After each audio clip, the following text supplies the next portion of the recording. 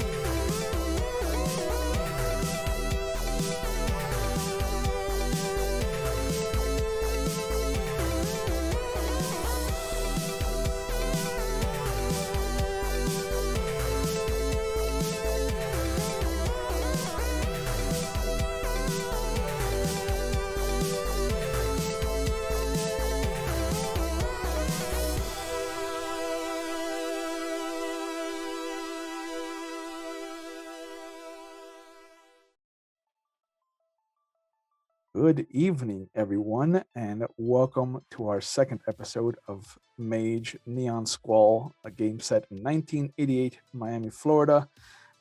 We do have a third cast member, so don't be surprised or alarmed by the empty box. They will be making a dramatically appropriate appearance later on. Last we left off, we got to introduce everyone to the audience. We got to see who Abram Proctor is, the Jesus of downtown Miami's homeless. We got to see who Tom Castrogano is, a basic scumbag with a heart of gold. So clearly taking over Vasili's spot for this season. And we got to see a gentleman by the name of Devin Thompson, who was a kind of detective of sorts. We also got to meet Dante Reardon, who brought everyone together. We got to meet Professor Brandon Calver, who is Tom's mentor. And we were introduced at the end of the session to Victoria Calle and Paolo Rincon, who happen to be another pair of Roquea that protect the oceans from Key West up to West Palm Beach. As it seems that our trio has gotten mixed up in some Pentex shenanigans. But before we get going, I'd like to give everybody a chance to introduce themselves. Start with you, Ben. I'm sorry. Hi.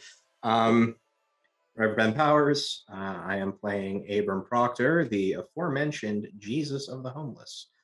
That was never a description I used for the character, but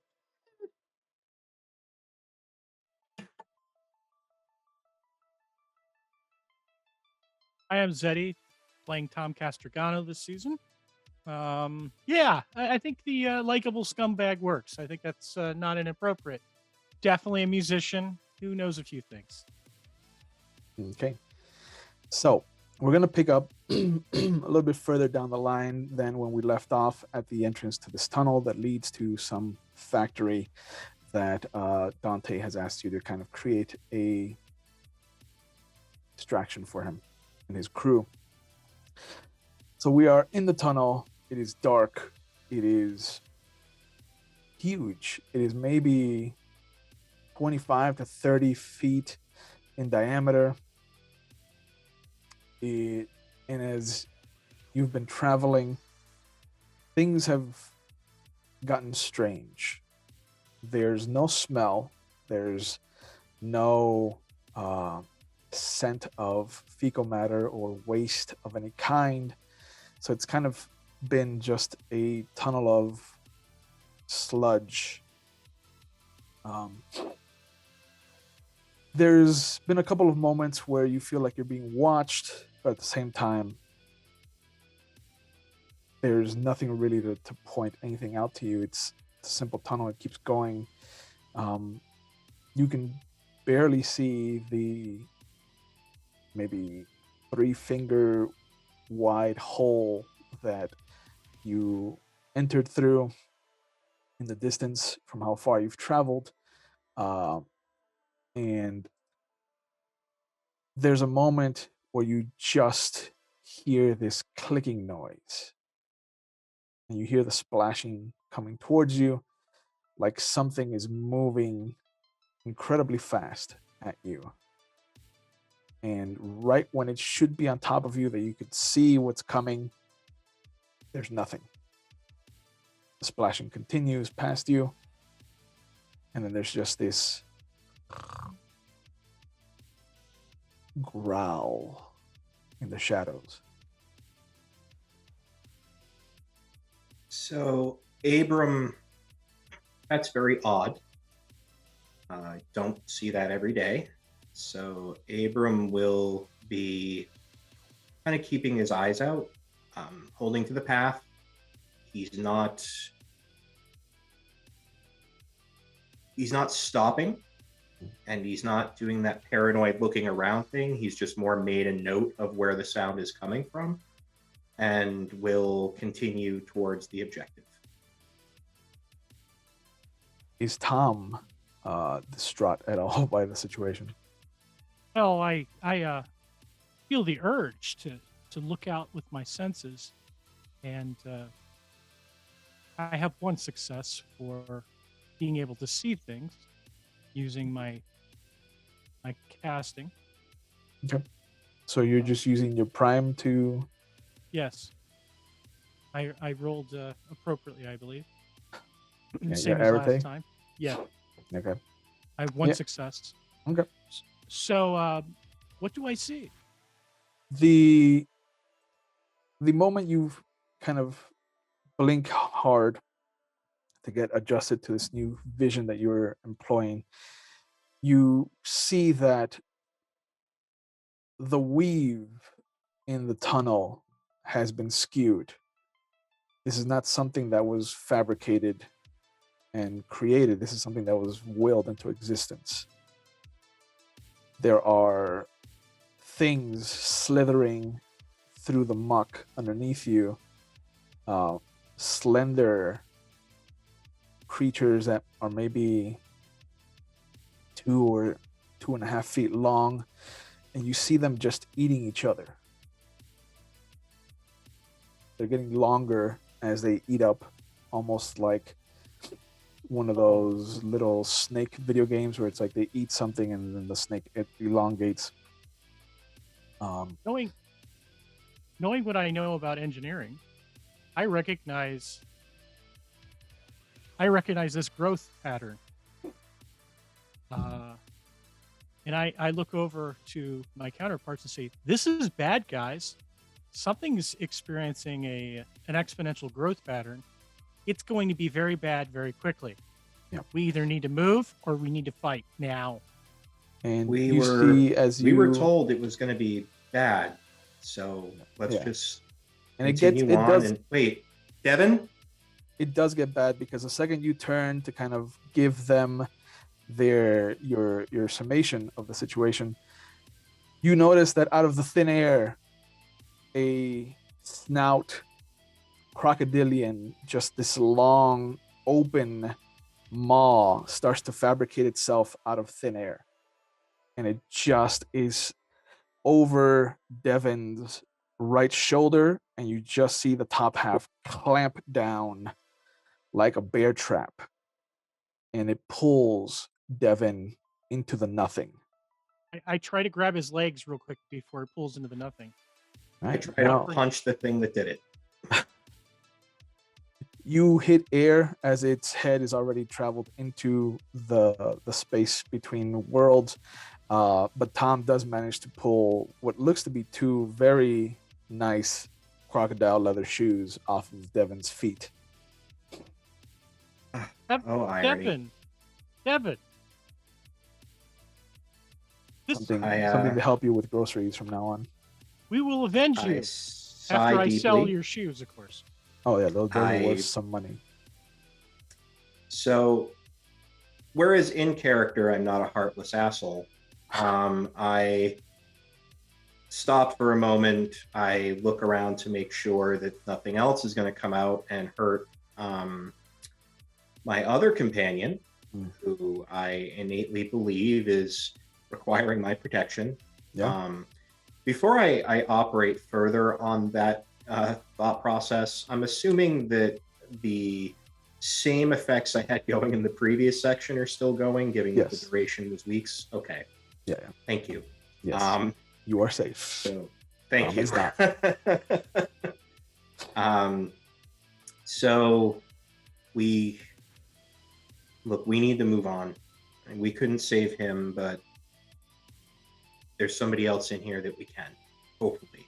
We will he hasn't avenge met him. the same fate. We should avenge him. You Or see at least that his shoes. there is vengeance doesn't do anybody any good. Yeah, there is now this scent that's coming up. It's blood, it's the iron, it's the death in the air. And suddenly there's a weight on both your shoulders. There's something looming and pulling you down towards the water itself. Ben, as Abram looks down at his reflection, barely visible in the little bit of light that's streaming in from the hole, it looks like there's a cross on your right shoulder. I look over at my right shoulder. Nothing there. Well, so far I've seen a alternate reality that is surrealistic and weird, and a crocodile came out of nowhere and ate one of the people I came in here with, and I believe half crocodile is currently being held, who's the mate of another half crocodile who was nice enough to appear as a human and direct me on where to go. So we're going to chalk this all up to another night of pure weird, and I will take what comfort I can out of it, and then proceed forward, because the only way out is through. Yeah. As Tom looks down, there are these chains that are draped over your shoulders. Every link has a name of the family member that you've lost. I get angry with that, and I reach into my boot and pull my athame out. Okay. And I grab a blackened stone. All right, what are you going to be pulling at? I'm going to drop the blackened stone into the sludge, and I'm going to point my athame out. And I'm going to go ahead and use forces. Ooh. What are you trying to do?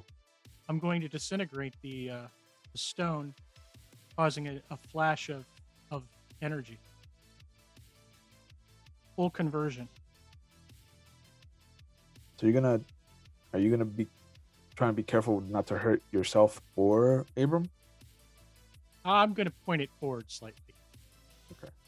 I want it in front of Abram, so the concussion wave is going towards in front of us. So kind of like a If claymore Tom mine. blows me up in the first 9 minutes of this session, I'm going to be very put out. Well, keep in mind my character has enough engineering to understand how compression waves work. So I am going to force the blast forward as a compression wave. Let's have you roll your arete. And do I roll anything for forces on that? Because No. I'm going. Okay. No. Your arete what controls your magical casting entirely. It's gonna be. I don't think it's a full pull of your forces 3. I think you can do this with forces 2. So I'm gonna say it's gonna be difficulty 5. Well, I am If disintegrating a he's- stone too, so That would be matter and forces. He's got matter.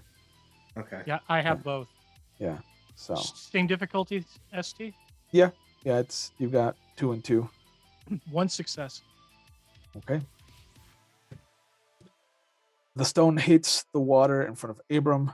There's a little sploosh, and it quickly just dings against the metallic underneath you, the metallic surface underneath you. And then there's just this focused conal blast that shoots forward. And it's not hot. It's not explosive as a kind of bomb would be. It's more like energy just being rerouted, and the water shoots backwards and sloshes back, and you can see that as the water moves back and leaves these serpents, these kind of snake-like creatures, these worms, for lack of a better word, in the space that was occupied by this wetness, they look barbed. They look like there's no real mouth to them, like typical worms, but they also look like they're translucent, almost ephemeral, like they're phasing between the reality and something else. And as the sludge chews away, some of them disappear, some of them vanish. And ahead of you, as the water starts to come back to fill in the void, with a resounding kind of splashing, a little bit of a wave created, you see this bloody maw come out of thin air again, and it is the crocodilian face.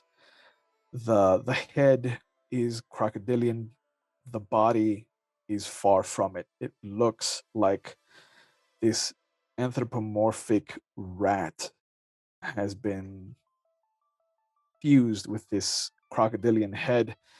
The one claw is 5-fingered, typical humanoid hand. The claws are like small knives. The other hand is 3-digited, webbed kind of crocodilian foot. It looks like an amalgam of a rat and a crocodile, in the worst Cronenberg way possible. There is this thick, heavy stump of a tail that juts out from the back that just becomes this very thin, very fast, unnaturally so, rat-like tail that just kind of whips back and forth, almost mimicking an alligator's tail. And it just hisses at the two of you.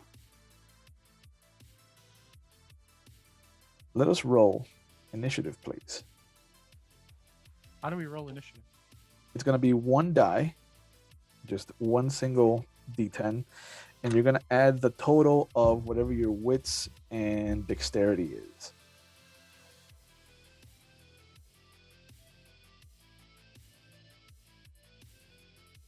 Nine for me.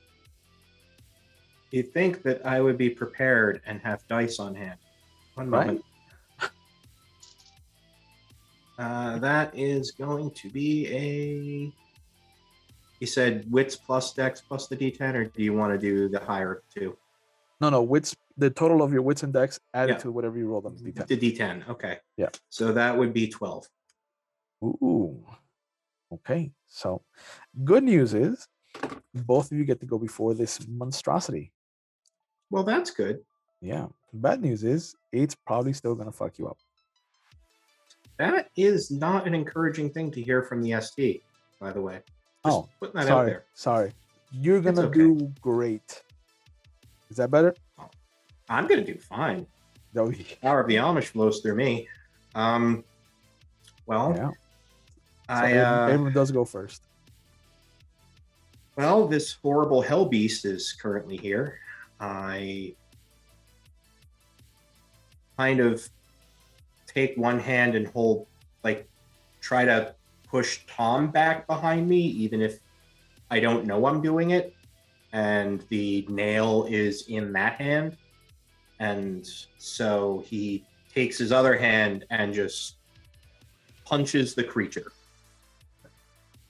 with the dirt and sweat and slime from the carpentry and the muck we're walking through still clinging to his skin. Yeah. Swing away, Bobby. All right. Standard diff 6. Yeah, it's gonna be dexterity and brawl or strength and brawl. I'm not great at. Depends. Do you want to be more I've already buffed myself as much as I can. Yeah. Yep.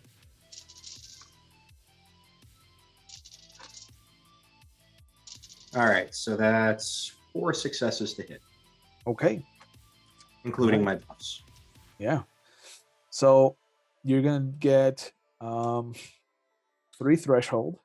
So roll your strength plus 3 dice. Okay. And standard difficulty 6. All right, so that is a total of 6 successes of aggravated damage. Oh.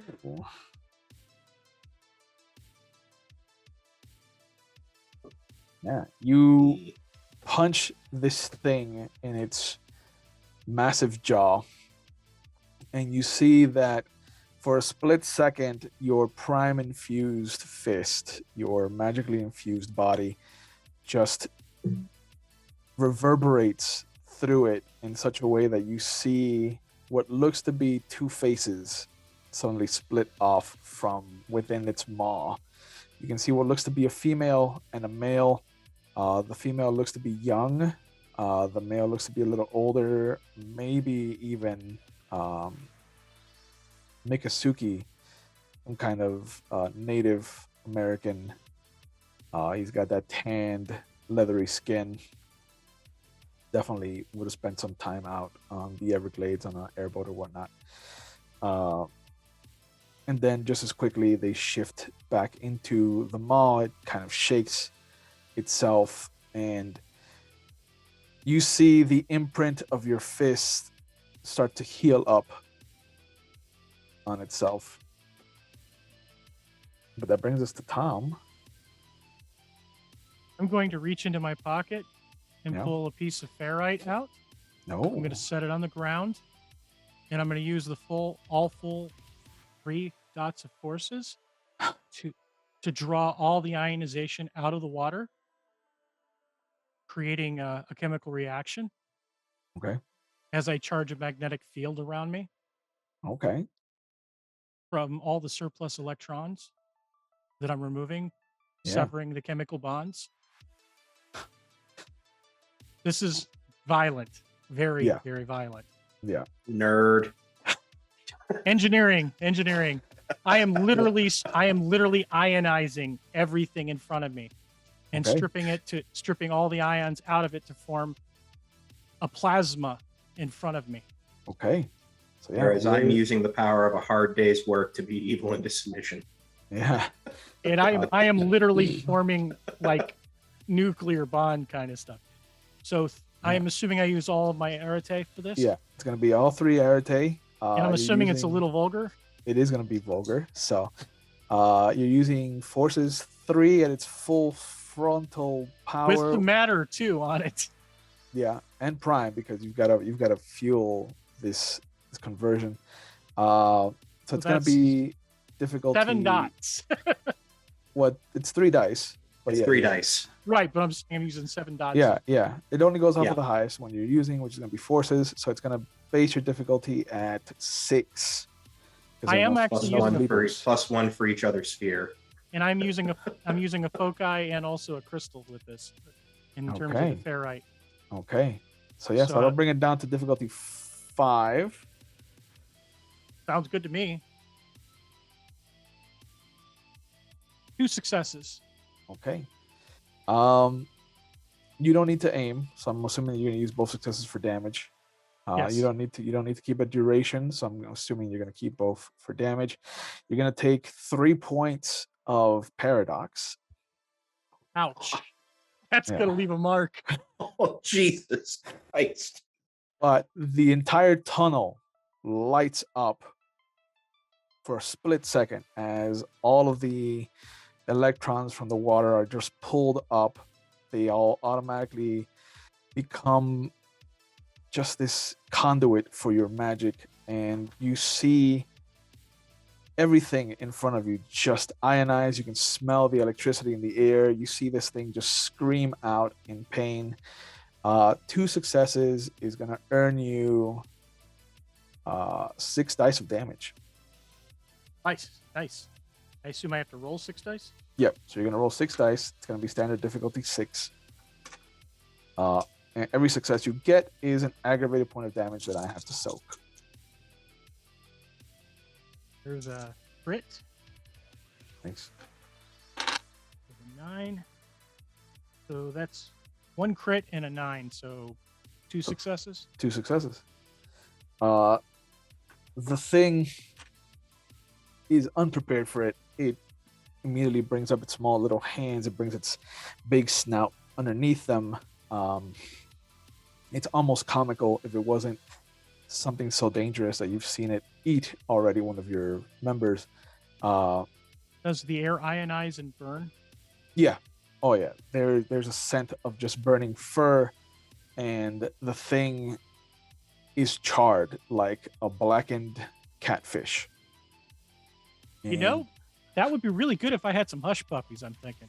Yeah. And you see the black Coleslaw. skin just start to crack and crackle and crumble off of it as it starts to pull its hands back up, and its face turns its direction towards you now instead of Abram, and it just snaps its maw. So I am standing in front of Tom, between Tom and it. Okay. Because I did declare that, and I'm an idiot. Yeah. Could be okay though, because it goes along the ground and then goes upwards. Yeah. It's a gradient, but you're not getting the full run of it. Yeah. And a reminder: I have a plasma field in front of me. I don't. it doesn't. I It have a doesn't. flannel shirt and a nail. It very clearly doesn't understand what's happening, because it just uses its little crocodilian hand to just put it on Abram's chest and push him out of the way as it moves forward towards Tom. And you see its maw open, and it's not a typical like crocodilian mouth that goes up like 45 degrees. Like, this is a full unhinging of the jaw, almost a complete 180, as it brings it clamping down against your plasma shield. So he's getting burned again yeah. because But it's let's the see. opposite potential. Let's see if I can break through it though. Possibly. I'll say that your plasma shield has 4 dice worth of soak. Sounds reasonable. So let's see. I hope I survived this. I hope so too. Difficulty 6. Yeah. 2 successes. So for the sake of asking, I'm going to go ahead and assume that I wasn't able to force it to deal with me instead. As you said, it pushed against me. Am I strong enough to attempt to push it back by getting in the way of it? Oh. Yeah. Abram's dumb, and by dumb I mean loyal, and by loyal I mean dumb. Yeah. So he said he was keeping him behind me. He's taking whatever hit would be meant for Tom. Full second edition paladin, lawful Yep. stupid, Awful dumb. Yeah. So let's make a strength and athletics check to try and get in between them. Okay. I work out. I should be good. Okay. What's the point of lifting all those weights, Master Bruce? All right. So due to the influence of ones, that is 2 successes. Yeah. Definitely not enough to put yourself between it and Yeah, I kind of figured. One suck. Yeah. How much success did you get on soaking with your shield? 2 die. 2. All right, so we'll say that he's got to soak 2 points of aggravated damage. But he does break the shield. There's enough strength in just this massive maw to pull through the plasma. The plasma just is forced to dissipate in various directions outward. None of them are dangerous to Abram. But the sheer force of this thing's strength catches you off guard.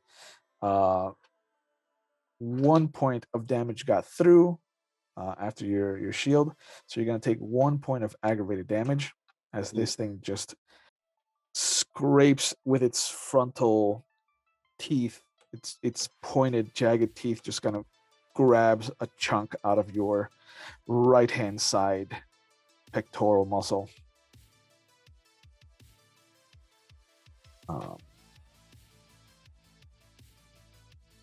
It brings us back up to Ben, though. So this isn't good, and I don't like it. So he's instead going to grab the nail and drive it into the creature, because it also has the same hard day's work put into it. Yep. So that's going to be a dex and melee, or a strength and melee, depending on whether you're trying to be fancy or you're just trying to drive it into him. Actually, you know what? I'm gonna punch it, because I realize that I'm not particularly great in melee, and I'm not particularly great in brawling, but I'm better than I am with the other one. So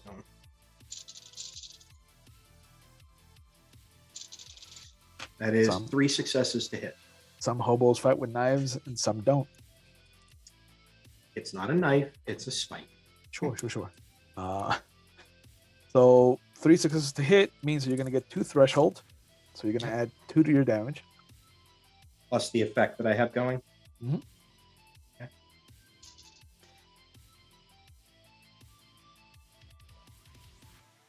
All right, so that's ones don't cancel out of damage rolls, if I remember correctly, right? Correct. Okay. 1, 2, 3. Thank God. That's 4. I'm sorry. Yeah, 4 levels of ag. Okay. Because that was a lot of ones. Yeah. I am not having a great rolling night. This does not bode well for me. Takes again another punch to the face. Its maw, its lower part of the maw kind of swivels a little bit unnaturally, and it looks at you. And after a moment, you can see there's just this decision. There is some kind of inner struggle. Like, it definitely wants to keep fighting, but it also has this look of fear in its eyes. It's Tom's turn, though. All right. Since I still have my mechanical items in place, even though I don't have the plasma field, I'm going to take a different tact. I'm going to use the magnetic field, or rather the electric field again this time. I'm going to shift it. Instead of going with an ionic displacement, I'm actually going to go for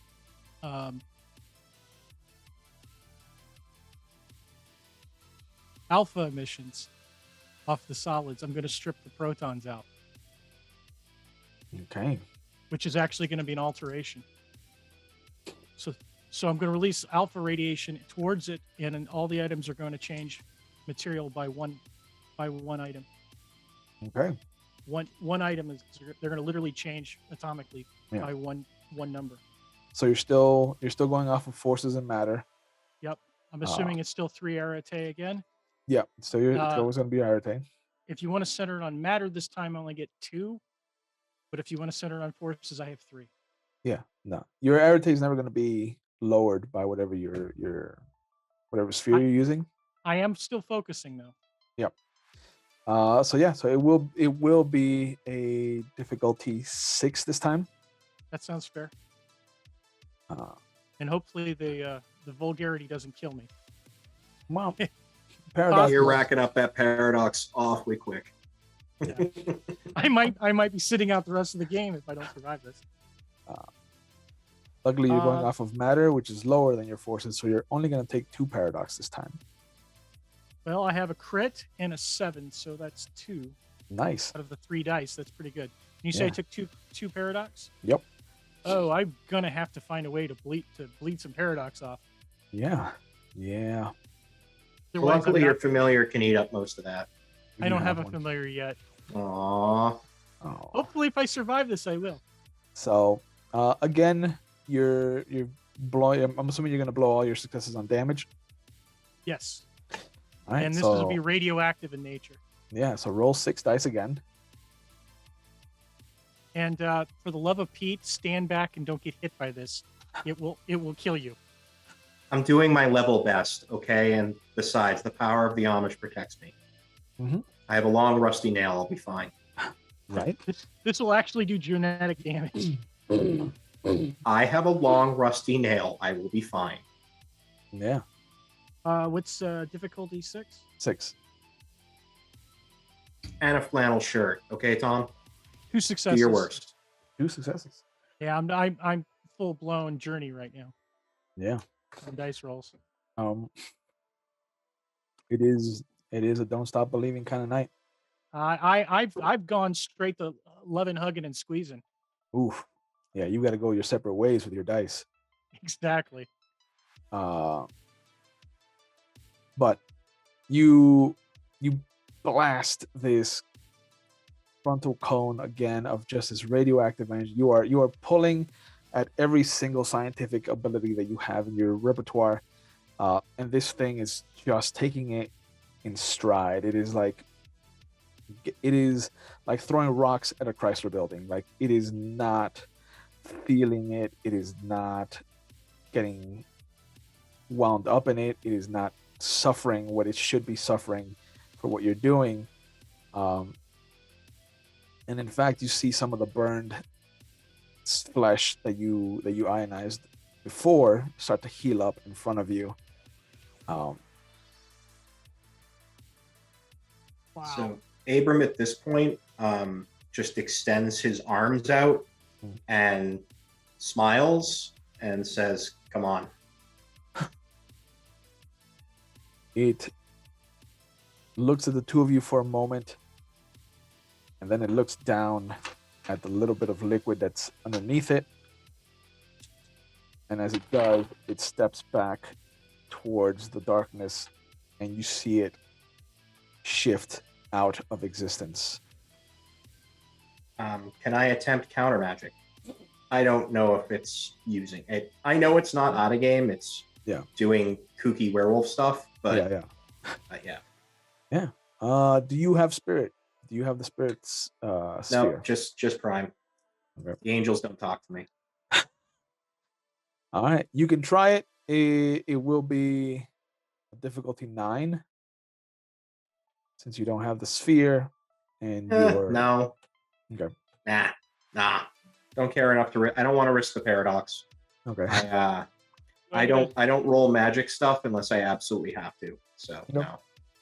Do I get a crack at it for counter as well, or am I out of turn for that? Do you have the spirit sphere? No, but I do have. My mouse will work. I do have correspondence, 2 dots of correspondence, so I can at least try to shift shift space a little bit. Oh, that's an interesting counter. literally you can't rippling space and co-locate. time Yeah. and dislocating a little Yeah, bit. you can create a time-based barrier. You can't. Yeah, no teleporting. time yet, but you too, can do that. and I have time Yep, as well. You're good. Yeah. All right. Yep. Yeah. I'll That'll say work. it's a difficulty 8 for you. That's fair, and a 3 again. Yep. The 3 Arete dice. Yeah, I have no idea what that's going to do. How vulgar it is. It's pretty vulgar. I'm sure it's fine. 0 successes. 0 successes. Yeah. Okay. If you could take your stamina for me and roll it against a difficulty 6 as you extend your hand out, trying to stop this thing and keep it anchored here in this part of the real world. All of a sudden, One the success. tapestry, how much? 1. 1 success. All right. So you're going to take 2 points of bashing damage as 3 of your paradox bleed out and try to reforge the tapestry around you. 2 points, you said? 2 points. Oh, you already hit that. Okay. Yeah. So I got rid of the paradox for you. Yep. So I'm now injured. Yes. So your injured is aggravated. Your bruised and hurt are bashing. So it's gonna take a long while because you've got to heal from least to most. That's gonna. And be those are dice painful. penalties. Yeah. Yes. Ouch! Ow! Ow! But the tunnel goes quiet. Creature is gone. And both Are of you you are alright? left in the darkness. I'm hurting. This is the worst I've felt in a long time. Just hey, next time stay behind me, all right? I was behind you. Yeah, but do it better. So Okay, fair hold enough. still. I have a first aid kit, and Abram pulls out a first aid kit and starts going to work. And Okay. as part of that, I will be using Life 3 Oh. to Wow. heal him. And I'm gonna Mhm. grab the ferrite off the ground because waste not, want not. Yeah. And I will Yeah, you infuse definitely- it with some quintessence and a level of prime, so that way I can also treat the aggravated damage. Okay. Okay. So it will be an Arete roll. It will be Yep. difficulty 6. Yep. This will net you 3 paradox. Even though it's coincidental, Explain how. I'm using a first aid kit. Okay. I'll give you 1 point of paradox then. I will gladly accept that 1 point of paradox. So I'm spending a point of quintessence. I'm also going to spend a point of willpower for an Okay. automatic success on this roll. Yeah, that's good. That's a good idea. I didn't realize we could do that. Yeah. All right, so that's a 1 on the die there, so that cancels it out. 1 plus the willpower. Sad trombone means that was 2 successes if you include the willpower point. Okay. So that's enough to heal The 2. the 2, which would start with the ag. So So you have just your bashing of bruised.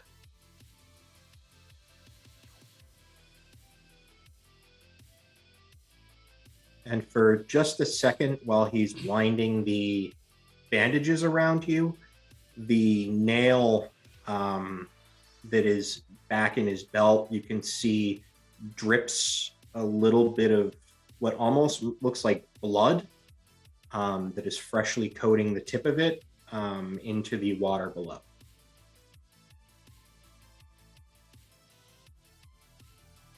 Wow. So You're right. I obviously am muttering something in Italian right about now about our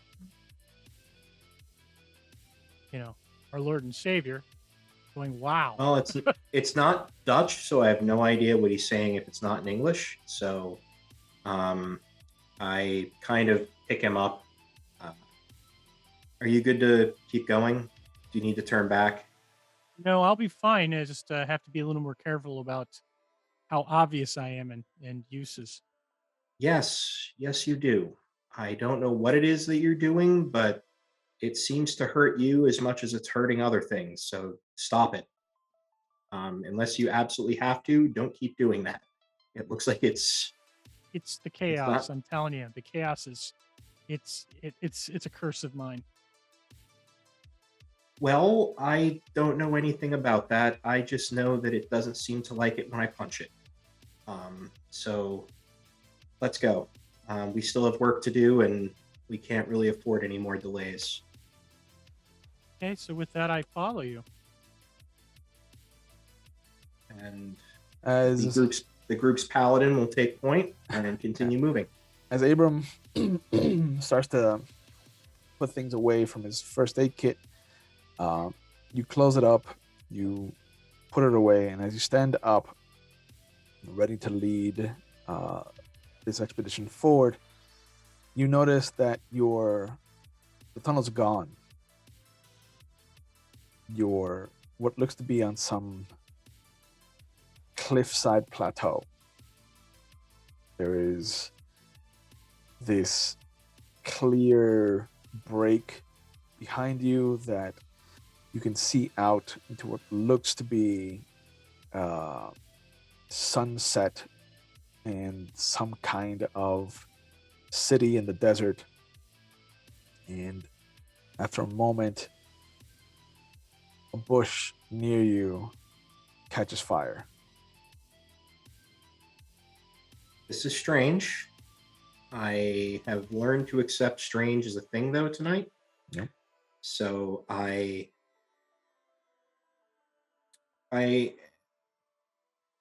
didn't pay too close attention, other than that certain things were the mark of the devil and earned you being shunned.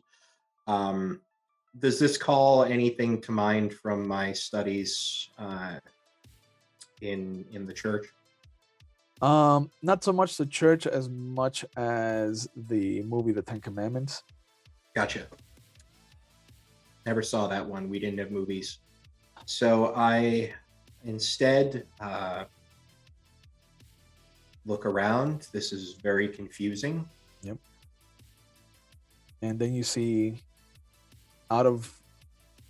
once the fire eats up the bush and there's just this black smolder of this serpentine kind of tendrils of smoke coming up out of it.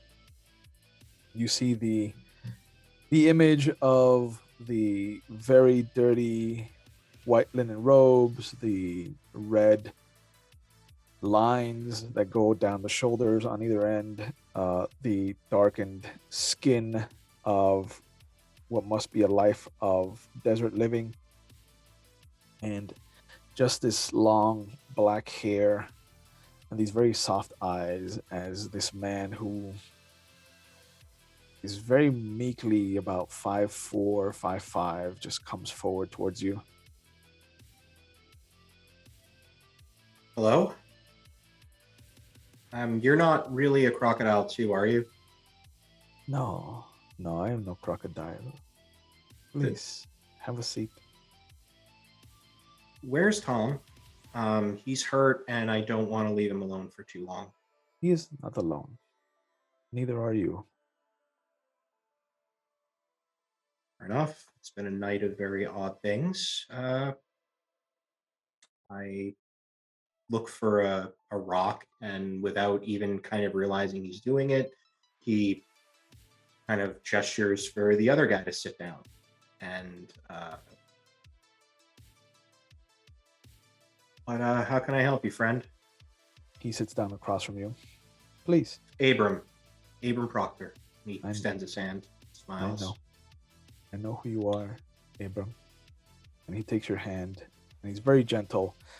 His hands are almost as callous as your hands. Like they feel like they've done work.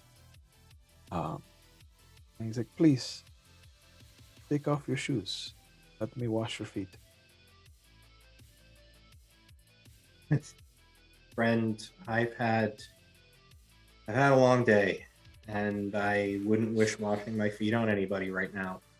Been trucking through the muck, and I'm sure there's some blood and some dirt. Don't worry about it. I'll be all right. No, please. And he reaches behind him and he produces a wooden bucket of water and some cloth. It's Do the I least have I the can do. do I have my tool belt with me and the Yeah. nail? Yeah. He has learned that tonight is a good idea to just accept things. Mm. So he takes takes a seat and blushes and awkwardly kind of fumbles with the laces of his beat up, ripped up sneakers and winces a bit at the no doubt filthy and slimy socks that he has on that went through the holes in the old New Balance shoes. And here you go, friend. Never caught your name. And he puts the cloth in the water. He rinses it out. He wrings it out, and he starts to wash your feet like it is nothing out of the ordinary for him. I'm very embarrassed. You know my name, Abram. I have been with you since the beginning. Sorry, friend, I don't. I'm gonna go ahead and assume, though, if you're washing my feet, looks like you've done an honest day's work, and somehow we're in the desert. I don't know if you can be real. I'm pretty sure I'm dreaming. So After can be anybody you everything wanna be. that you have seen, you still need more proof. I don't need proof of anything. Never have. Thomas needed proof too. And you I see don't know him Tom.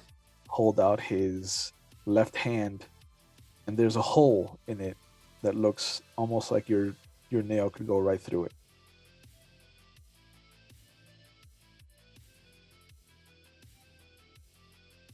I stare at that for a while. And the right hand still continues to wash your feet. Is this proof enough for you, Abram? It's proof enough that if this is a dream, it's not a bad one.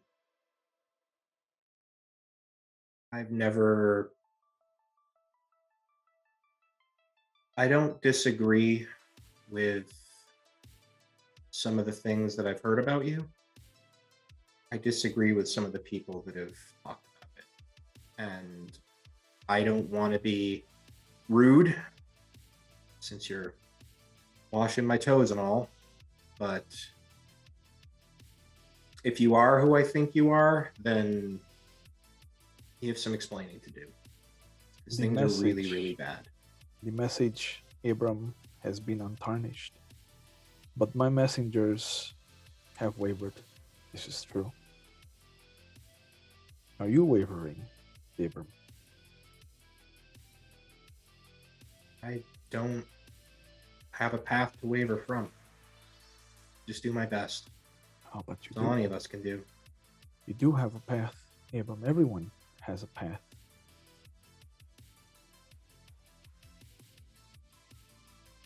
And I appreciate the bath, friend. There's somebody who's been taken and someone who misses them, and so I need to get back on my path. You want this? And he holds out the nail. No, this is for you. You will know when it is time to pass it on. All right. He finishes washing your feet. You have a towel? And he kind of looks awkwardly at his wet feet. Smile. He smiles up at you, and you see as he grabs your socks that they are no longer dirty or dingy, that they are brand new. See, now there's a miracle right there, friend. He puts them on your feet very delicately, very carefully. And as he grabs the shoes, they also kind of become newer. And he places them on your feet, and he stands up. I will let you fiddle with those laces like you did before. Yeah, not as kind of looks down at the no doubt. Is he wearing sandals or just 2 feet with a hole through both of them? Barefoot, no hole. And even now, you can Well- see that his left hand and his right hand don't have holes either. Well, thanks. This was nice. Holds out a hand. He looks at it for a moment and then just steps into you and gives you a hug. He kind of does one of these for a minute and then laughs a bit and kind of gives him one of those man pats on the back. Yeah. And you're good people. You should kind of looks over his shoulder and looks around the desert. You should talk more. I feel like if you did, people wouldn't feel the need to talk for you. I am always listening, Abram. That is how best we can help. If you don't mind, I need to go back. Tom's covered in filth, smells terrible, and I'm pretty sure he's still a little banged up. And our friend's mate is probably pretty scared. So He grabs I'm the not side. going to help him by sitting in the desert. Yeah. He grabs the sides of your face and he brings you down to kiss your forehead. I do it because I'm very nice and I feel very awkward. Yeah. And then he just whispers into your ear, "You have never left, Abram." And as he pulls away, he smiles and he kind of holds his thumbs over your eyes for a moment to kind of force you to close them. And as he releases and you open your eyes, you're back in the tunnel. He blinks. Sorry, Tom. I kind of went away for a second. How you feeling, brother? As you look, you can see Tom's been talking this whole time at you as if you were paying attention. Yep. And that's, and he goes on, and that's why relativity is the way it is. You got to understand, Yeah, distances change with speeds. It's all relative, man. I think I just talked to Jesus. We need to go. Jesus. Did he? Yeah, I think so. I'm not sure. Did he have blonde hair? Yeah, Wow. but that's kind of unimportant. We have something we need to do. So if you're ready to go, let's move. Time's only ticking. You notice that you have arrived at a portion of the tunnel that looks to decline into the earth itself. And there's nothing but just this water. It looks like it's just pumping out from underneath somewhere, and it's leveled out right now. But the water here there's no smell to it. There's no scent of waste or decay, but the water here looks grimier. It looks darker. It looks brackish. And it definitely looks like there's more of those worms kind of slithering around, but they're tinier. They're like maybe an inch or two long. And they're just writhing like a mass on the surface of this water. I'm gonna have to find a way to go through this without actually going through this. Did he happen to tell you how to walk on water? No, never tried it. I can give it a go, but I don't think that's really what I've never tried it. I can try it. Seems kind of silly though, don't you think? Did just talk to Jesus. I mean, It's been a long day, and I think we've seen some weird stuff. I don't know if I did. I may have. I don't know. I've seen some weird stuff today, and hallucinating or seeing Jesus would just be another thing. You threw a rock that made a bomb go off or whatever it is you just did. And you tried explaining something called relatives to me, and that went Okay. over my head too. So Jesus showing up in a dirty sewer really doesn't surprise me today. So We did see an alligator, crocodile, whatever, pop into existence and pop out. So, okay, everything's on the table, I guess. So, how do we move forward here? I really don't want to go swimming in this crud, but we got to keep going. he starts thinking about what Tom said, and closes his eyes, and he gives walking on water a shot. I'm gonna invoke matter and solidify the water into ice subconsciously, and he steps out onto the water. All right. Let's have you roll your arete and let's see what happens. The simple effect, I'm assuming. Yeah, it's matter Vulgar two. with witnesses. Vulgar with no, there's no sleepers. It's just vulgar. So it's gonna be difficulty 6. And I will spend a point of willpower because this seems like a dramatically fun way to do it. Sure. All right, so that would be 3 successes. Okay. You're gonna take 2 points of paradox. Okie dokie. And sure enough, you reach out, put your foot on what would be this angled descent into the earth, and your foot catches something solid.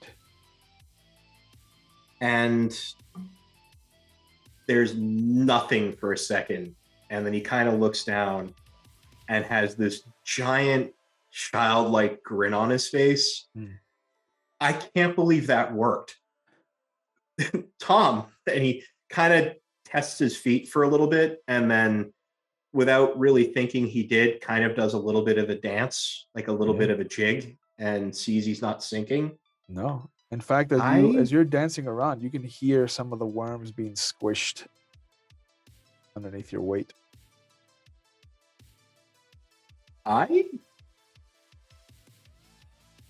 This is new. This is definitely new. I can't say I've ever done this before. Do you want to? Do you need a hand? I don't know if you can too, but I don't mind helping you through. Do you want a piggyback? I can. He kind of awkwardly turns and offers him to climb up. I have an idea, actually. With that, I take my athame and I point at my feet, and I start pulling the heat out of the latent heat out of the water, attempting to freeze it. Okay. The air above my hands, of course, is going to get hot. Yep. Really hot. Yep. Oh, roll your arete. You're just using. That would be just forces. Yeah. And it's actually, I'm not sure how. It's gonna be I'm forces honestly- 2. Forces 2, and I'm not sure how vulgar it is, really. It's still vulgar. I got all 3 successes, Okay. assuming it's at least a 6. Yeah. It's gonna be 6. It's gonna be a little vulgar. I'll say you get 1 point of paradox. But yeah, your upper torso is starting to feel warm. The rock Well, in your hand is starting to feel warm itself, like a hot potato. I'm gonna focus it. I'm gonna focus the heat down into a smaller and smaller area. And as the area goes up, the wavelength of light goes up, and it goes visible. It's going to be incandescent, a light. Okay. So you produce a little light, what is it? Will-o-wisp of light in your hand. I'm just going to say now, this has certainly been an interesting day. Let's go. He smiles and offers a hand to Tom, who can apparently also walk on water. Yeah, I'm going to take the fire out of that hand and point it towards the wall a little bit and try to dissipate heat on the wall without actually cutting anything. Yeah. You're a And strange guy, Tom. You go forward again another maybe 100 feet before the tunnel forces itself down under the earth. So now you either have to swim under the brackish water or turn around. I'm going to do something else.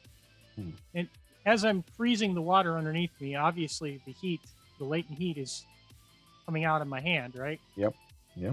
So I'm actually going to do something a little different. I'm going to let myself sink into it slightly, Okay. and I'm going to focus the heat into the water, boiling it. Whereas I have now learned I can walk on water, so that curiosity's gone. And I spent time swimming in the local lake, so I just jump in and start swimming Okay. because I know how to swim. Sure. So both of you drop yourselves into the water by whichever way you're going, and you start to follow this tunnel for what feels like another 100 feet before you can find some surface area to come out of. And it feels like just a U shape, a kind of V shape that goes down and then comes back up. You are just packed as far as any open skin is available. You can just see that there are worms attached to you like leeches. They don't hurt, but they are sticky and they feel strange to you. Has the muck washed off the dirt? And do the leeches get through the dirt? There's a little bit of dirt left, but a lot of it has come off. And so some of them are attached and writhing on the dirt. Some of them are writhing on the little pieces of filth that are still attached to you. And there are some that are just stuck to like the inside of your hand where there's nothing left, or like in your forearm. Wherever there's exposed skin, there's the risk of having these worms attached to you. Well, that's fucking gross, buddy. So once I get to a dry spot of land, I start pulling worms off. Okay. Because leeches are bad. I've had leeches on me, both in and out of game, and I don't like it. Oh, you don't like it? No, it's awful. You ever had a leech on you? No, It's terrible. Oh, hang around in leech infested waters, bro. What a sheltered life you've lived. I know. So if I can have both of you roll your stamina for me. I'm Is going that to look at including my effect? That is not including your effect. Ooh. I'm going to look at my companion and start calling him Leto, because I actually did read Dune, as in Children of Dune. Right. I have one success. I have 4 successes, and with my specialty of tireless help me. No, Okay, so that's 4 successes. there's not something for tireless. Okay. Yeah. So you have 4 successes. Yes, Abram can indeed go all night if he needs to. He's a hard worker. Okay. Oop. That does that for me here. And you said Tom got 1 success? Yep, it was a crit, but that doesn't mean anything. Yeah. Okay. So, I've made a note of it on your character sheets. I will make a quick note of that here. Boy, oh boy, not what I was expecting.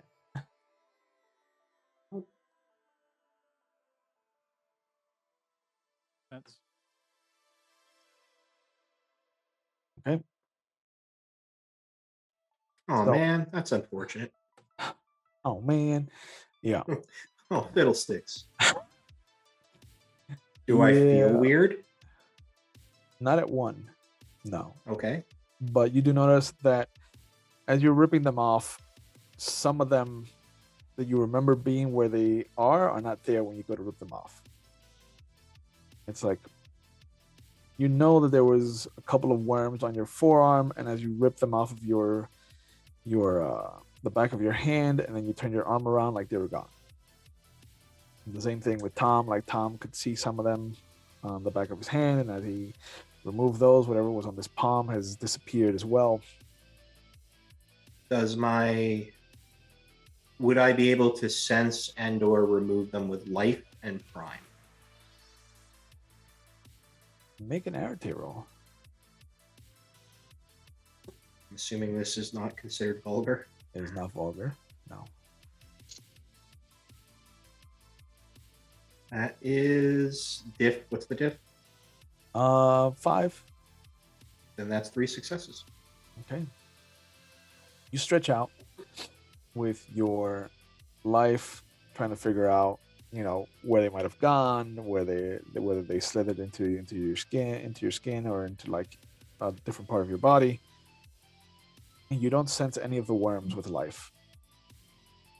These things are not alive, as you are used to life existing. What about their resonance? Their resonance is pure decay. Okie dokie. I look over. Does Tom also seem to be infected with this? Oh yeah, Tom is fucking trying to rip them off of him and unaware of any that have slithered in or slithered out. Well, because I'm lawful dumb, I will work on him first. Tom, I don't know if you've ever had a leech on you, but sometimes they can get pretty deep in there.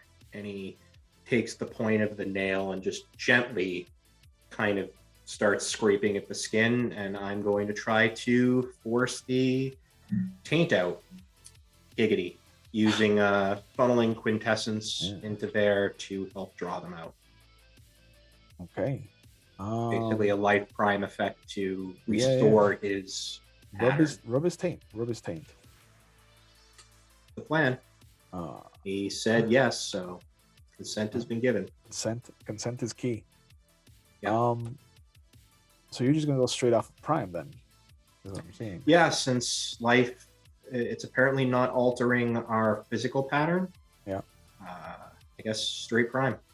Okay. So that will be a difficulty 5. Another point of quintessence. Okay. So, just trying to keep track here, make sure I'm not cheating. Yeah, and this will be a 1-point paradox effect. Of course. Is this something I can assist with since it's not involving life? And do I know enough to even know that I can assist? Given the spheres that you have, you're not sure if you can assist in any way, shape, or form. Fair enough. Is that now? I'm also factoring in my unique foci. When you tell me a difficulty, I'm taking one off. Should I stop doing that? No, you're fine. Okay. I'm always going to So give you that the would standard be difficulty. Yeah. So that'd be 3 successes with the unique Okay. foci. You see, after a moment of you infusing his pattern with just primal energy, the very power of creation, you can see some of them under his skin start to burn up in this myriad of colors. There's just this kind of rainbow of coloring that happens as they burn up, and then they just go completely black, and then they disintegrate. And now I'll try that on me, because maybe I picked up a leech. I feel weird. You said I feel weird. So I'm going to operate on the assumption that something weird is happening to me. Sure. It's going to be 2 difficulty higher for doing things into yourself. Okay. So that is 6 then with the 2 higher. So that's 2 successes. Okay. And that is another Is that point enough of to remove paradox. my point? Yeah, that is another point of paradox for you. But you do notice that all of the worms that had slithered under your skin burn up in the same way. I will remove that thing that you put on my thing. Yes, it is gone. All right. Small So price to pay. Yep. 5 paradox. Yep, I'm getting there.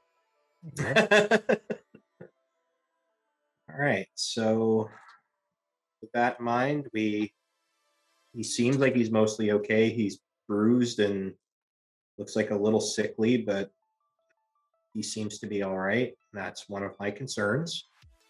So we continue on. Okay. Roll your stamina for me. Tireless supply or no? No. You feel a tinge of the weave, the tapestry trying to write itself around you. You can just feel that some of your paradox is starting to bleed out of you. If Difficulty 6.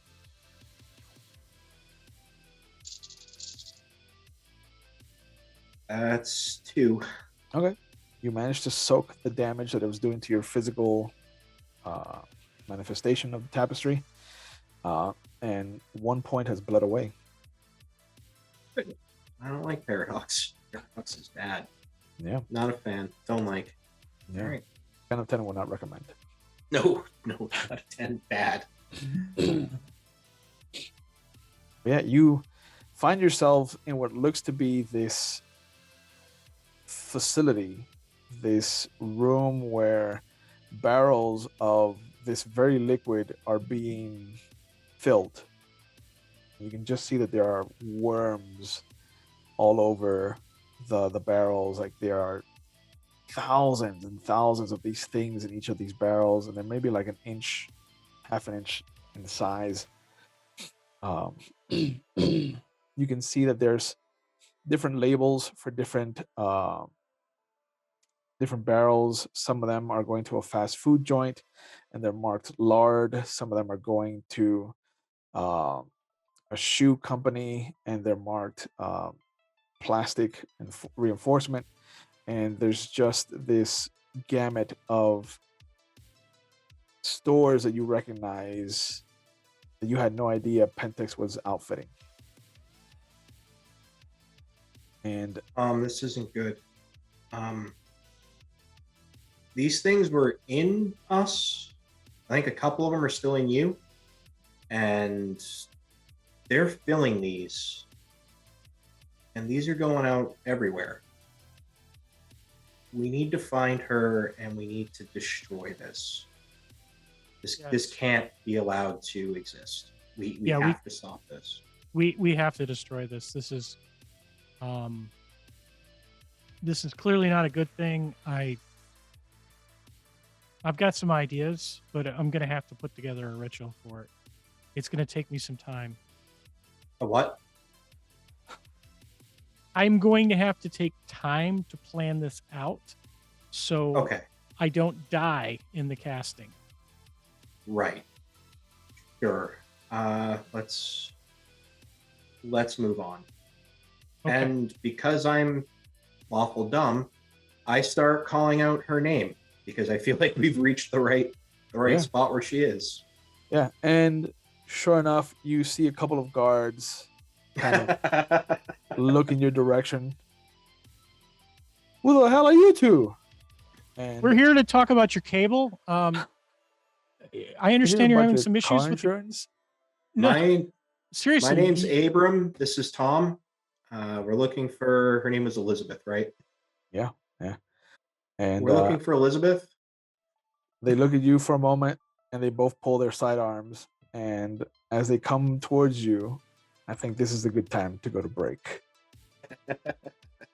You can think about your choices that have led you here. I like this. This is fun. So we will see you guys in a couple of minutes.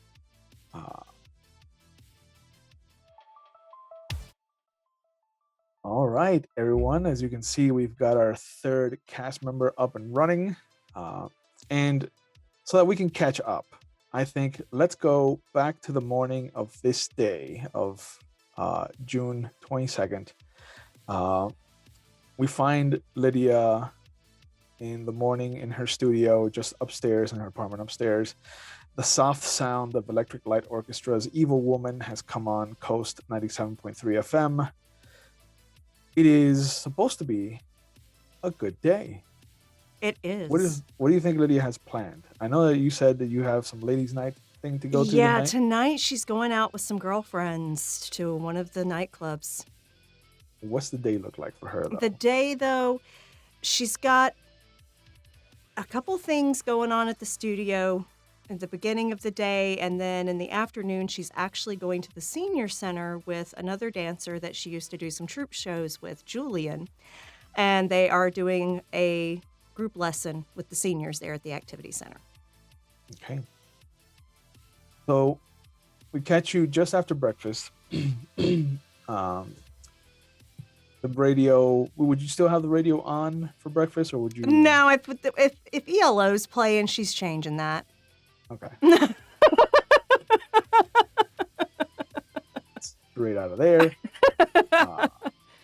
She's probably Cool. going to turn it to the news while she's having breakfast to hear what's Okay. going on. So switching over to AM, there's once you're almost done with your breakfast, you hear a knock from downstairs. Somebody is at the studio.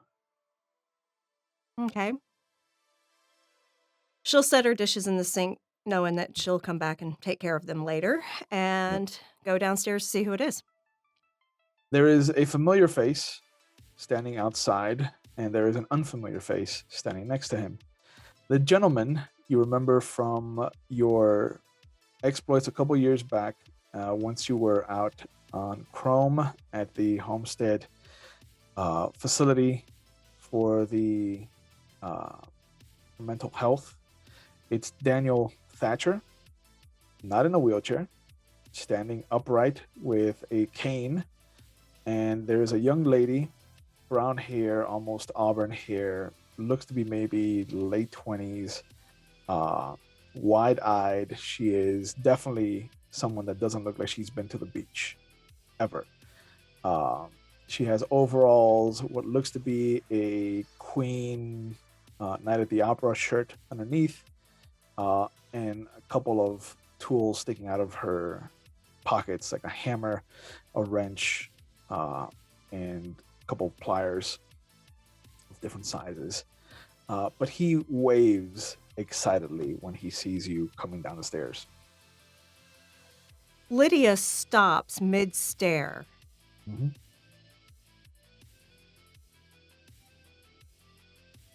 Balls up her fists, and continues walking down the steps to the door. She opens it and says, "The answer's no." You haven't heard the pitch yet, Miss Thompson. It's not as crazy as it was before, I can assure you. Be nice if I cared. Could then I just exchange some money for some tasks then, seeing as how you are one of the only nodes available now in the city? I look at the young lady. I say, "He rope you into his schemes?" She kind of looks around, and she sees the size of the space. She's like, "Oh my God, this must cost you a fortune." Rehabbed it myself. Oh, and she shakes her head. She's like, No. I'm an old friend of Daniel's. I used to be part of the Biltmore crew. Samantha, and she extends her hand out. Used to be, and she sticks her hand out. Yeah, I mean, there was a moment there where we lost our avatars, and then after a couple of years, I kind of started to be able to do what I used to be able to do, and that's when Daniel showed up. He said that he failed the first time because he wasn't prepared, and you see him nod. And she's like, and now he's got a better grasp of the situation. Like he knows who he's fighting and how to fight him. So She looks at Daniel. You both can sit here in the vestibule and wait. Don't go anywhere else. of course, we appreciate this, Miss Thompson. And she goes upstairs to where her note is and collects a portion of TAS.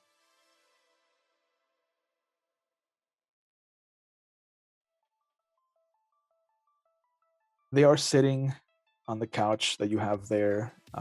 He is upright and proper. His hands are on the head of his cane. She is wide-eyed, like staring out into the beach traffic. Everything is new to her out here. It definitely looks like she's led a sheltered life. And as she hears you coming back down, like she quickly turns in your direction and her eyes widen. And she holds it out to the young lady. She very carefully takes it from you. That's all you're getting from me. She looks Daniel square in the eyes. I'll take He nods. cash. Of course. Shall we say 300 is enough? $350.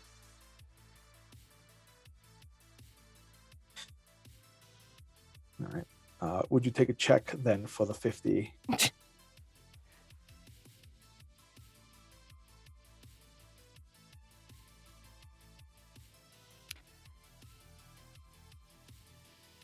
Send a money order when you've got it. Very well. And he pulls out the 300 and gives it to you. The city's not lost, you know, Miss Thompson. We can still finish what we started.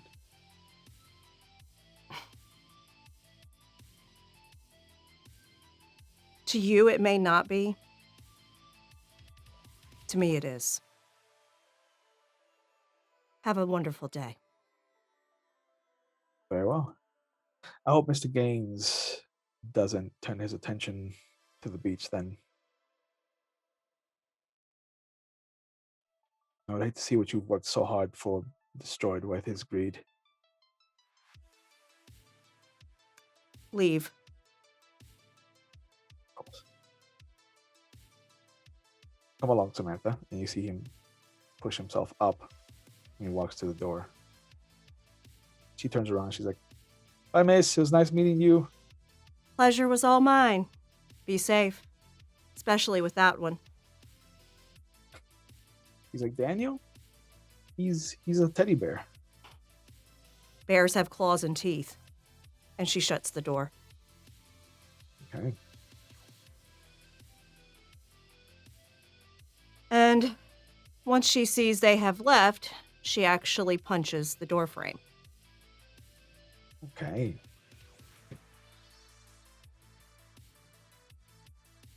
I did not know that he had got to her like that.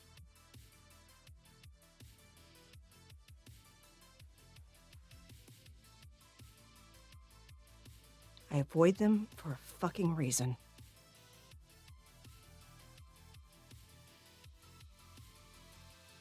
And she turns and goes back upstairs to do her dishes until she waits for her first morning client. Okay.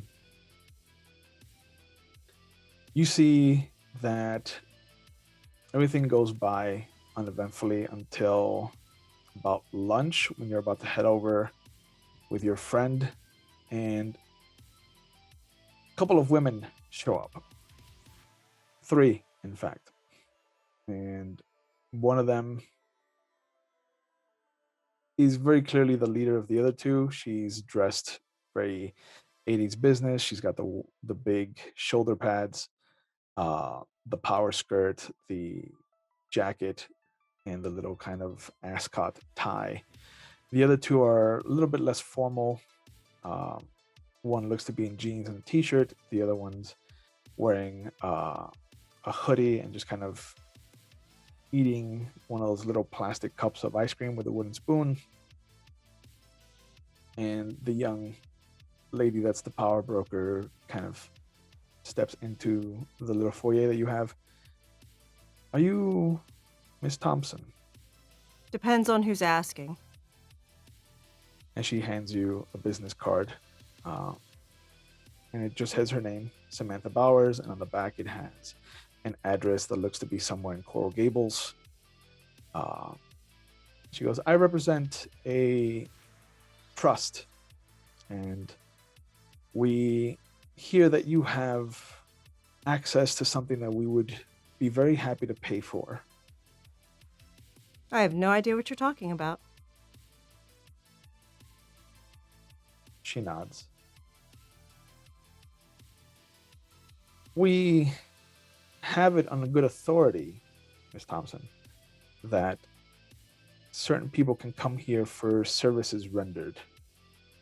Oh, certainly. wish- We do guided meditation, we do massage, even yoga.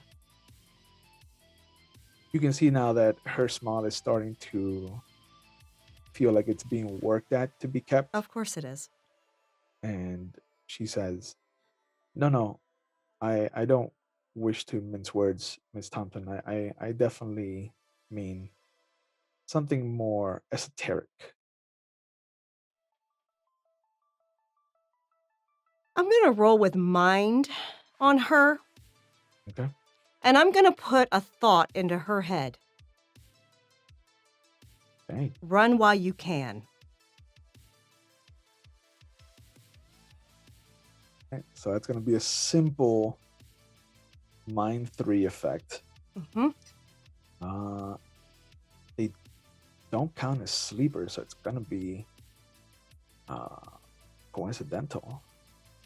Yeah, because it's not anything anybody Yeah. can see. It's going to be difficulty 6. Oh, what is her focus for mind? Hang on, let me see. Yeah. Hang on. I forgot. It's been so long since I played her. She actually just briefly touches the beaded bracelet on her hand. Okay. I'll bring it down to difficulty 5 then. That is 3 successes. Okay. You see her kind of pull on her ascot tie a little bit to kind of fluff it up. Clearly flustered by the sudden thought. And I mean, I'm sure some people consider what we do esoteric, but I promise it's grounded in ancient tradition.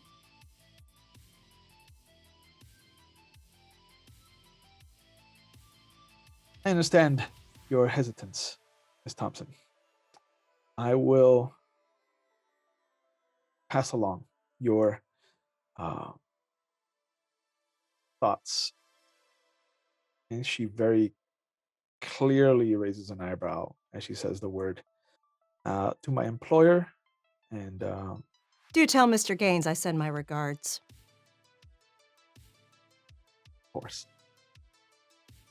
And she turns around. Allison, Tabitha, we're leaving. And all three of them walk out, almost like a unit.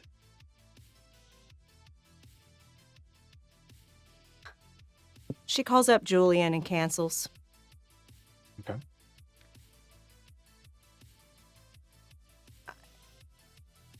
Today's just not a good day for me. Let the senior center know I'll make it up to him by doing 2 sessions next week.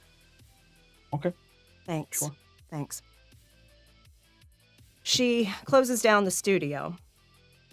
Luckily, she's just depleted her single little node of its tasks for the month.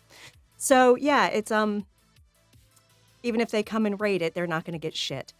So, she's going out and she's going to go get drunk. Excellent. So we're gonna cut to her at evening time. It is probably around the same time that 2 gentlemen on the beach have gotten themselves into some worm-infested water. But for sure, the place that you're at is playing Pointer Sisters Neutron Dance. That's better. It is definitely much more in line with where Lydia needs to be mentally. Hmm.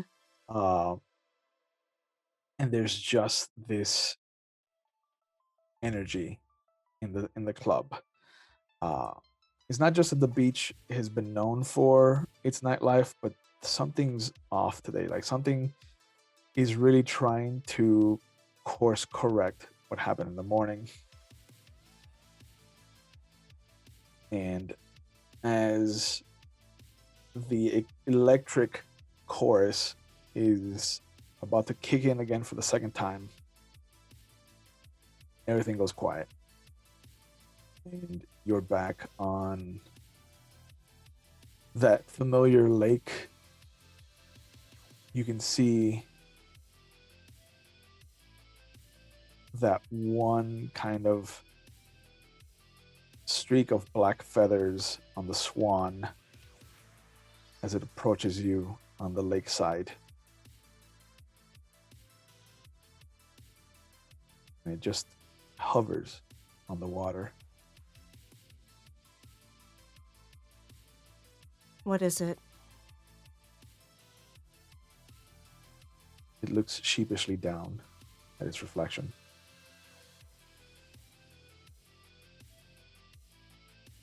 Lydia will stroke its head and neck. In the water, its reflection is sickly. It is emaciated. It looks like it's dehydrated. And behind it, instead of the forest where you grew up, instead of the kind of rural area that you were just at with your mother, there is this destroyed skyline that you've come to see every morning from your window. And there's just this storm eating everything up in its path.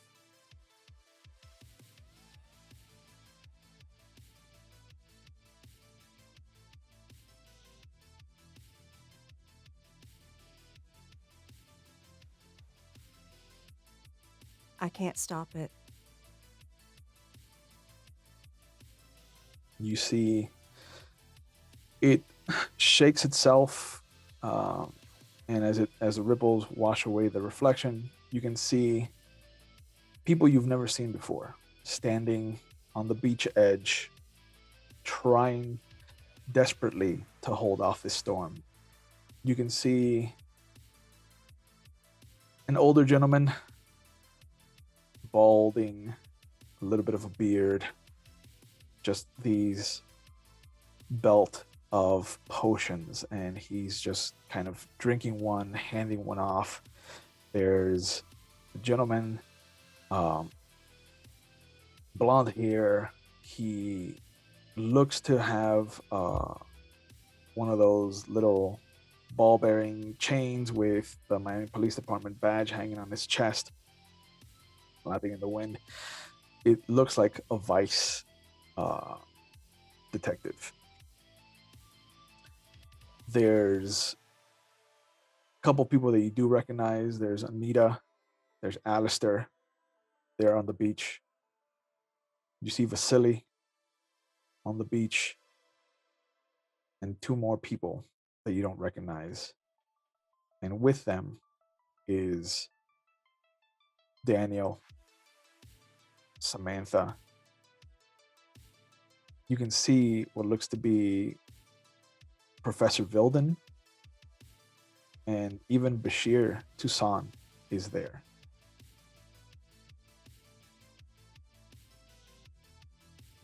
And slowly, one by one, you see them become feathers on the wind, just ashen and blowing away. And with them, the city. And the swan puts its head in your lap. Single tear. You know, in its dear, eye. as if I wasn't depressed enough.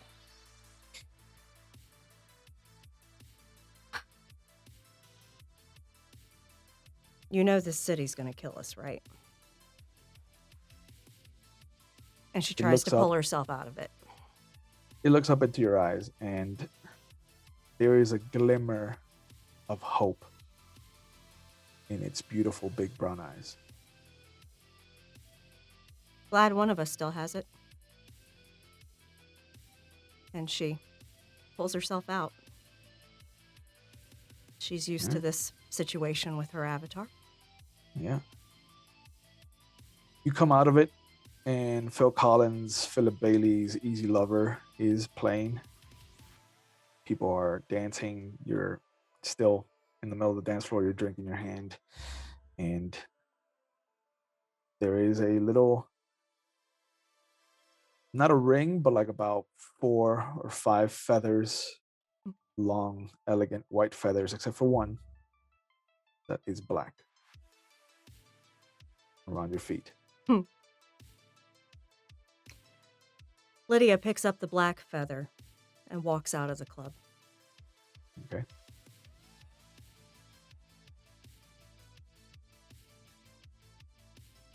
She's going to take it back to her sanctum to study. Okay. So you're going back to the apartment. Mm-hmm.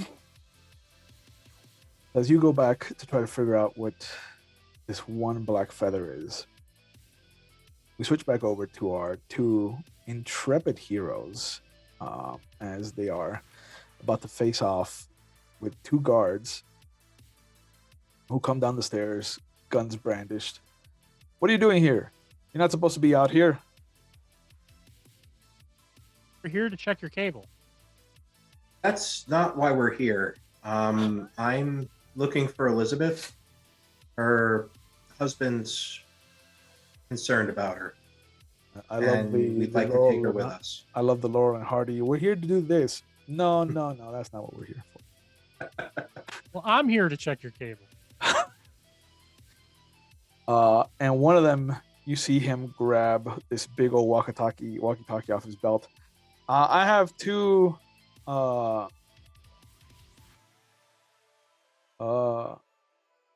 who are you? I'm a carpenter. Like I said, I'm with Spectrum. I'm here to work on your cable. Yeah, he goes back. I Yeah, I have don't 2 know if civilians. he's actually with Spectrum, but I'm legitimately a carpenter, and we're here to pick up Elizabeth. And I would really appreciate it if you'd let us do that, because I don't want to hurt you. And I'm pretty sure you don't want to be hurt. The one on the radio is just like, yeah, we have 2 civilians in quadrant F. What should we do about them? And the other guy is holding a gun to you, and he just like looks down at his gun. He looks at you. He's like, how are you gonna hurt me, little guy? I should add, when he says little guy, I'm like 6'4" and 240 pounds. Yeah. I depends. If you shoot me, or you try to shoot me, I'm gonna have to go through you, and neither one of us wants that. I think the best thing to do, if you want to get home to your wife or your girlfriend, or hell, man, even your boyfriend, the best thing for you to do is put down that walkie-talkie and walk away. He's like, if I shoot you, you're not going anywhere, my friend, except to the morgue. Do you want to give it a try? I mean, fuck it. I've been bored out of my mind over here anyway. He just fires. I was just going to give you MTV. I mean, come on. Where you from? So I'm going to go ahead and assume, since you haven't told me otherwise, my abilities are all still in place. So They are I'm in place. gonna soak the shot. Okay. I'm not going to try to avoid it. I'm not going to try to otherwise worry about it. I'm going to just soak the shot. Okay. Soak 4. Lethal. Okie dokie. Here we go. No wahs. Okay, here we go. That's 3 wahs. Yeah. Sorry, 2 wahs. but that is still 4 successes because I have my thing. Yeah. So So many wants. the bullet hits center of mass. Tom sees Abram just fall back onto his butt, and with the impact, and then with the effect, he doesn't even fall on his butt. That was all absorbed by the sweat and the flannel. okay. So Tom just sees Abram take the shot to center of the mass, take half a step back from the impact, and just kind of stand there. There's no blood spurt. There's no big kind of Hollywood display of damage. And Look, you've got a job to do. You're being paid. I get it. But you want to get home to your family. If you don't have a family, I know you want to get home. And if you pull that trigger again, I can't guarantee you're going to be able to do that. So this is your chance. Walk away. I don't want to hurt you, and you don't want to be hurt. and you see as he's about to open fire again. With that, so I'm going to try for. He has no intimidation whatsoever, but Yeah. I'm going to try to convince him through either leadership or empathy. And his empathy is trustworthy, so that may actually apply. Okay. He's being very, very honest. Yeah. So royal charisma and empathy. All right, and what is charisma of trustworthy apply? Sure. Okay. So that's double specialties don't count, but it's good to know that it's there.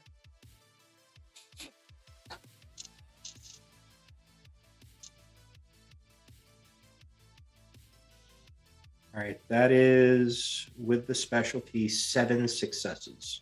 Okay. You see him raise the gun at you again to fire another shot or a volley this time. And there's a moment where you see him cock his head at you. He thinks about the words that you're saying. And then you see him fall forward as he's pulled forcibly through the small space in between the steps. And behind him, you can see that one of the Rokea have manifested themselves.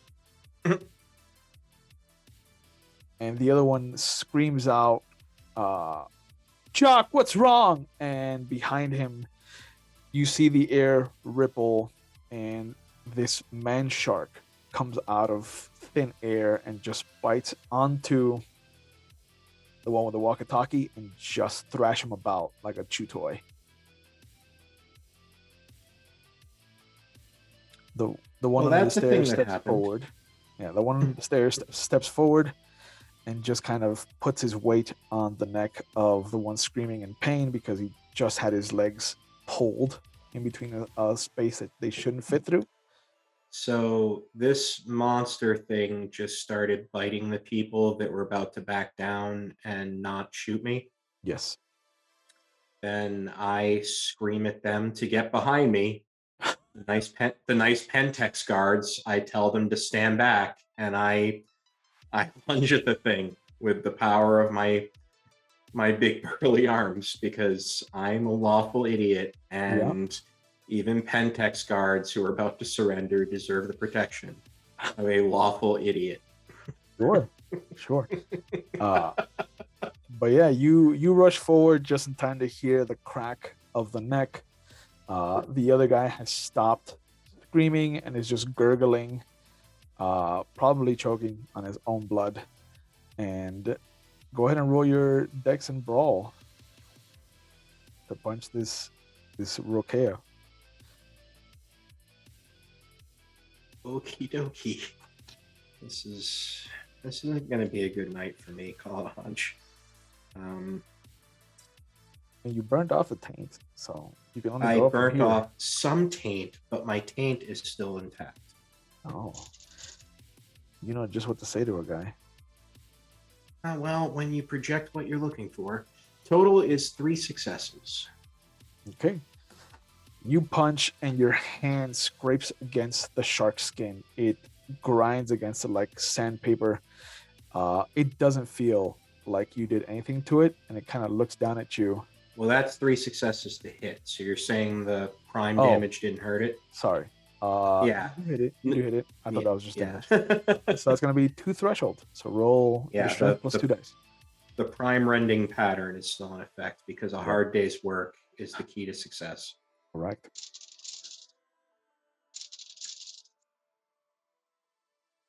Well, they don't cancel out, so the sad trombone doesn't apply.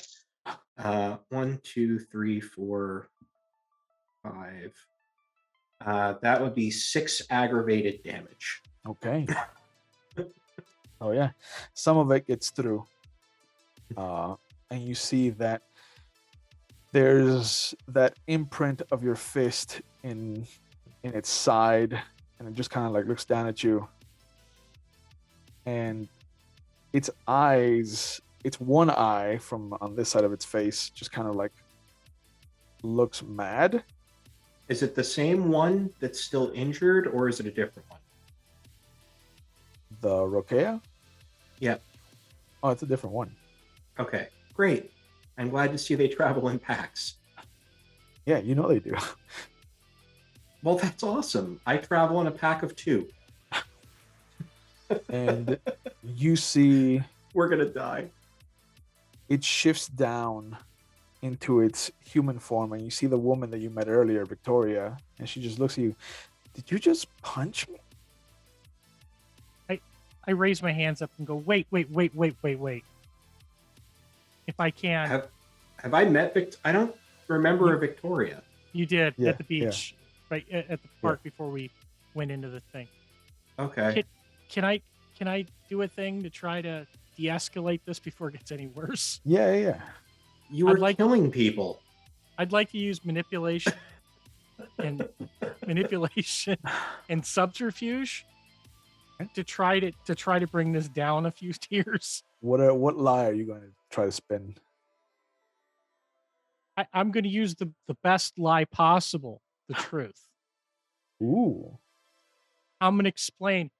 Our friend here is hardwired to do a thing. He can't help himself, and you just killed somebody in front of him. He has to try to save them and stop it. You want to save your friends. He wants to save everybody. Why don't you both just stop? So with that, that's 6 dice, right? No, don't even worry about rolling. She looks at you, and she looks back at him, and she looks back at you. He punched me. He can't help it. He really can't. You killed that man. These are bad people. He could be a bad person, but now you haven't given him the chance to be bad or good. Yeah, because they're bad people, so they don't get the chance to make up for He put down all the his bad they've gun. done. He put down his gun. And they still can. Everybody can walk away from this. If they choose to still fight and they choose to try to kill us, that's on them. But we need to give them the choice. Everybody deserves a choice. Okay. Well, you don't know the war that we're fighting. So I understand that you think everybody has a chance to be good. They don't. I've never met someone who's worked for Pentex that has not deserved to die. I've never worked for Pentex, but I have to assume that whomever is packaging their sneakers in a box for minimum wage, or whomever is slinging burgers at the local dip and go, doesn't deserve to die even though they work for this company. There's people that work here that are obviously bad, and he points to the barrels full of fucking taint poison. Yeah. But there's also people that are just employees, I'm sure. Working for them does not mean death. Sure. And I'm not out there killing everybody who works at McDougal's. I'm here killing the bad people because this is where the head of the serpent is. Well, the head of the serpent put his gun down and wasn't going to shoot me after I gave him the chance to. He bends down and looks at him, and she's like, well, I'm sorry. And she pats his head and then walks up the stairs. See, isn't everybody better now? We all I don't understand what our goals are. We're all pointing in the same direction. I don't think we are. We And are. he just kind of lowers his head and starts walking after her, fully cognizant of the fact that if she goes on a murder spree for people that might have been redeemed, he has to punch her again. And people don't like it when he punches them. Yeah. But yeah, you Let's see that keep- she stays in her human form. And the other one just kind of like barrels around behind her. And like a lawful stupid idiot, he keeps shouting for Elizabeth. Yeah. And you see that you get to a point where you're on an open courtyard. You can see that they've turned over several trucks. There's what sounds like somebody coughing who is pinned underneath a truck.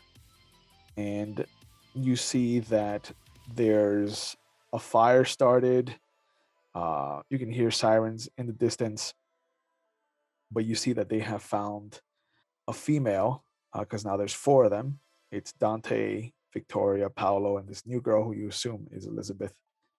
And Dante kind of comes over to you and puts his hand on your shoulders, and he's like, "We did it. We did it because of you." Leave the distraction. I mean, yeah, they were more interested in whatever was coming up the pipes than whatever we were going to get into. So we took advantage of that and we just wrecked house. I would like to roll empathy to see if maybe they're not telling the truth. Okay. Let's have you do perception and empathy. Please no sad trombones. Please no sad trombones. Please no sad trombones. Ba-dum, bum, ba-dum, boom. Difficulty. Say 7. All right, well then that's 3 successes. He is definitely not being completely honest with you. You can imagine that they were going to go ballistic anyway. So they just probably wanted an excuse to go completely ham on these people. And they're just fucking celebrating. Like the big one who's still in his war form is just like jumping on top of trucks, crushing them under his weight. The girl just kind of like looks at you, is like, "Hey, for being a fucking self-righteous asshole, like, you helped us. You did good."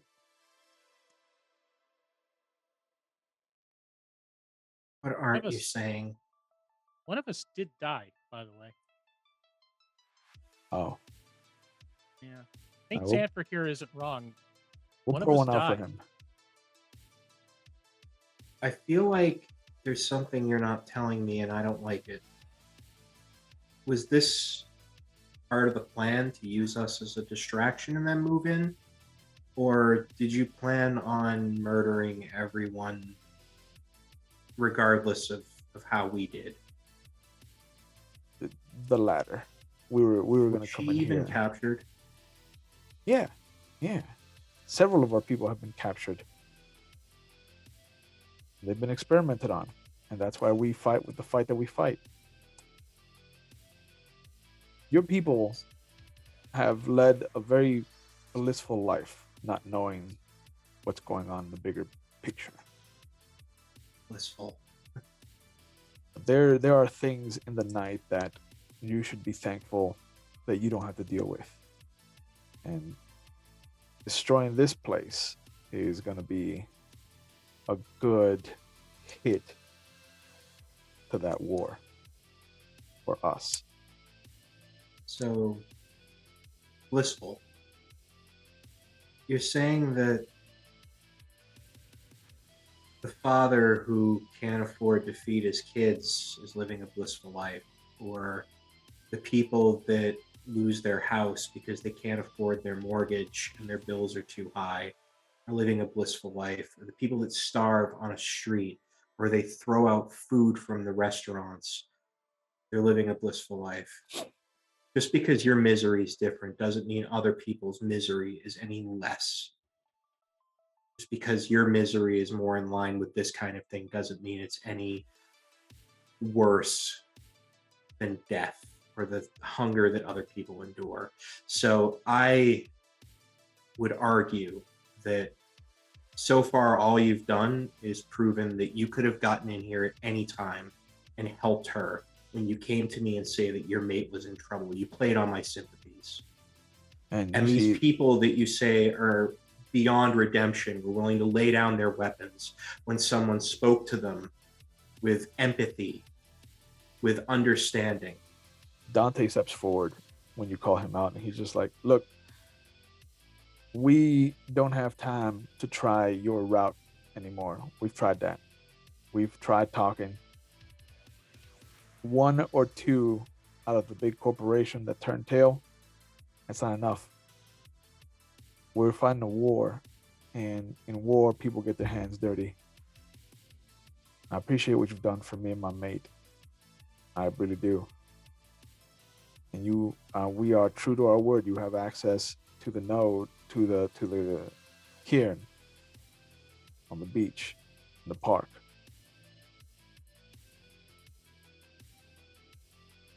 Don't for a second think that you know what's going on because you managed to reach one person.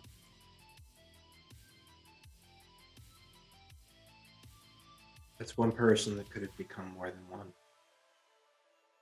And it makes me sad you can't see that. So I'm glad I was able to help Elizabeth, and I'm glad that she's safe. And I mean no disrespect to your mission, but if you ever lie to me again for any reason about this kind of thing, you and me are going to have words. And you're pretty big and you can go in a fight, but I've been in a fight too. And I think I've proven I can scrap with the best of them. He nods. Tom, you smell terrible. Do you want to get out of here? I point out we still have those barrels of whatever that is to dispose of, unless our brothers here are gonna do something about it for us. We still have to get rid of those.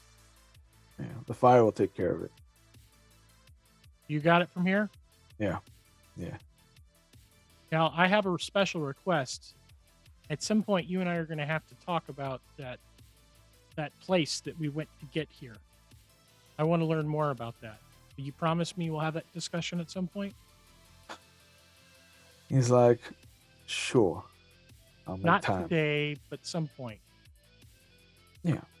All right. I've heard stories. Some of you can go into the Umbra. Well, I don't need to know my stories. I want to know your stories. As I make my way out, I'm reactivating my arcane. Okay.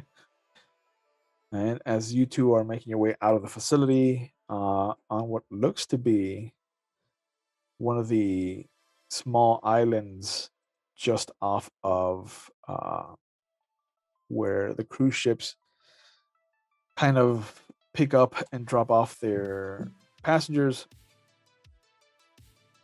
there's a moment where everything goes black for Tom. The night becomes incredibly dark. The moon vanishes behind the clouds. There are no stars, and there's just these small disturbances that you keep bumping into. One knocks you right in the middle of the shin, and as the clouds start to scatter again and the moon claims its place, you see that they're gravestones. All of them have the same names that were on the chain links.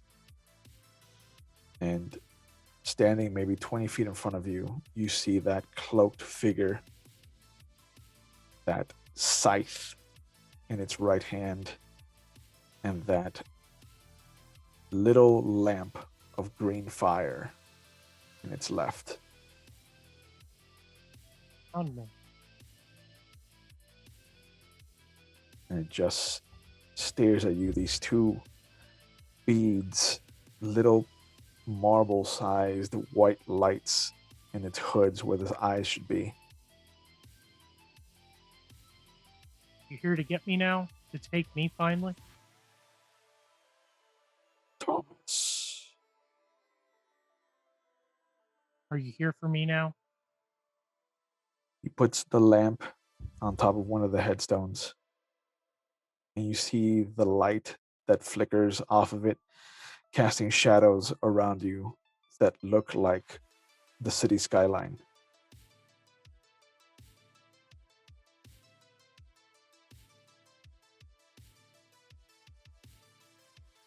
Why do you torment me? So,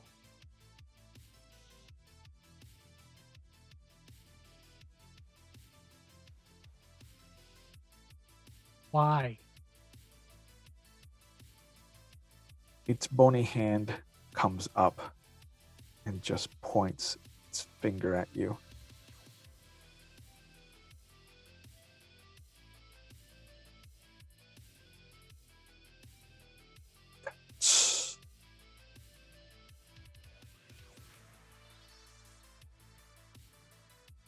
I look at it incredulously. My entire life, all you've done was take and take and take. Everything falls apart. Why? You see it raise its scythe up, and as it brings it down, you feel, impossibly from the distance that you were away from him, you feel the back of the blade just hook itself behind your shoulder blade and your back, and it pulls you towards him. Ah! I've given everything.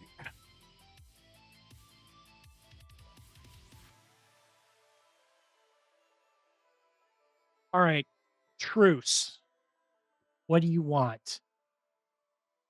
He slams the scythe, and the shadows rise up to create the skyline of Miami. Tell me. Save it.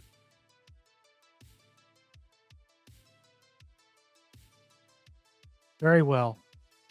What do you have in mind? And he grabs the lamp in his left hand, and as he turns around, you're back standing with Abram.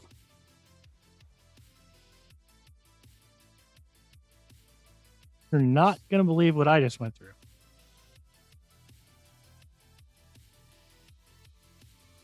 Well, I watched a half alligator person murder somebody. I've been in an alternate reality where everything was vibrant and colorful. I watched someone that came down there with us get eaten by an alligator person that got chewed in half while you're somehow holding on to his shoes. I've seen nuclear blasts. I punched some of these creatures, and I might have saw Jesus, so I highly doubt anything that you say would count as weird. I just met death. I think we deserve a beer, friend. Let's go have a beer. I agree, but how are we going to get there? We're in the middle of freaking bay. I don't really feel like swimming to Miami. Can't you walk on water? You have a point. But I know I feel pretty gross after all this, so I'm going to swim. You know, that it can't be any worse than that sludge. You do have a point. All right. And as the two of you make your way back into the city, we find Lydia in the middle of her apartment. What does it look like for her to experiment on this feather? Like, what is the layout of your apartment look like? She actually has a room. It's off of where the actual node itself is, where she has a It appears like a Buddhist mandala Hmm. painted on the floor. And she places the feather in the center and also aligns her foci around the mandala. And she sits in a very relaxed pose in front of the feather, and she is examining it first with her normal senses. She wants to see if it feels different because she's collected many swan feathers over the years. If it smells different, that kind of thing, basically using her base senses. And then if that doesn't trigger anything, she's going to investigate it magically. Okay. It definitely feels like it's bristling with prime. You can feel. I can feel that as- energy off of it. Yeah, as you kind of rifle your finger, your thumb, or your pointer, as you just kind of like let your hand glide down the side of it, every time that a strand just bounces against the one that's just been hit, there's a little bit of that spark of that myriad of color that comes off of it like snow being dusted off a car. Then I will investigate it using Prime. Okay. The second that you shift your vision, And I did get a success on that. the second you shift your vision, you see each strand has been woven meticulously to create an image. And one half of the feather just kind of shows you the events that led up to the bombing at the Biltmore. You can see Vasily with his van full of Russians. You can see Chuck Hume and the officer that you saw in your vision that the Swan gave you, Anderson White. Has Lydia ever seen, other than Vasily, either of those two? No, Okay. no, but you see that the strands of fate are attached to Vasily, Mhm. and in turn, Vasily's are attached to you. That's And- interesting. And as the explosion happens, you see what must be 1, 2, 3, 4, 6, 7 avatars. Different visualizations scattered around this one central point, and all of them scatter for a second. They sit there, frozen in space, and you see where there should have been an 8th avatar, there's only a broken stained glass window. And colors start to fill certain of the shards that are shattered out of these other 7 avatars, and almost like a painter choosing which colors he wants to paint with, they form the stained glass window, and whatever's left over is scattered to the winds. And in the center, after the blast clears, you see piece by piece, bone by bone, and muscle by muscle, it just weaves itself into the shape of what had been Edward Malcolm Gaines. But now there is this primal aura. There is an avatar in his body again. And then that half of the feather burns away. The second half shows you the events that you were a part of. You can see Alistair, you can see Ben, you can see Anita. All of them have their fates interwoven into yours. and in turn yours is attached to Vasily. But you notice that as everyone left the city, another explosion happened. Somebody else was in a central location where an avatar needed to be filled again. But this time, you see that instead of everything falling into place like it should have, the avatar shards started finding different homes. You see that Silly has the whole of the shape of his avatar, and there's a little shard that lands and fills up a little quarter of it.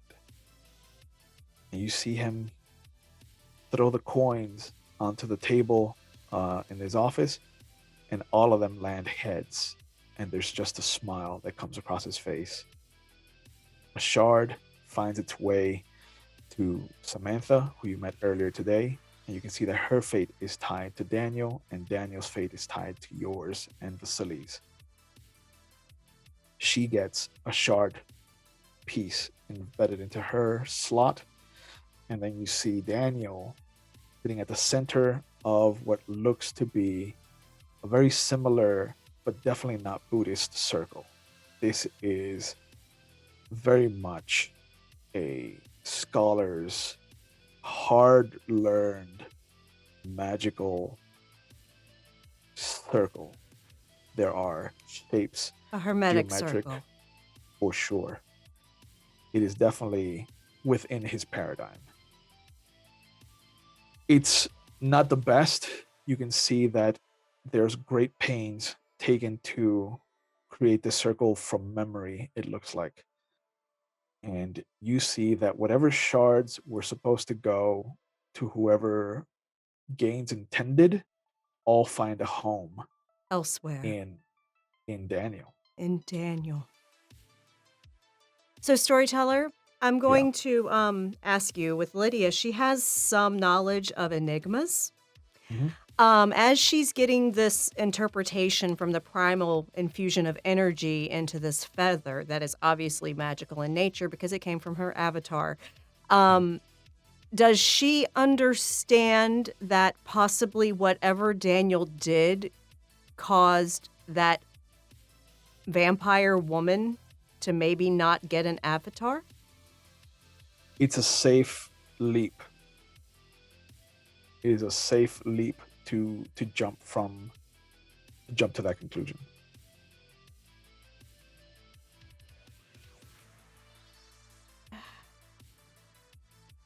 As the second half of the feather burns, it basically dissipates in her hand. Mhm. She sits for a moment.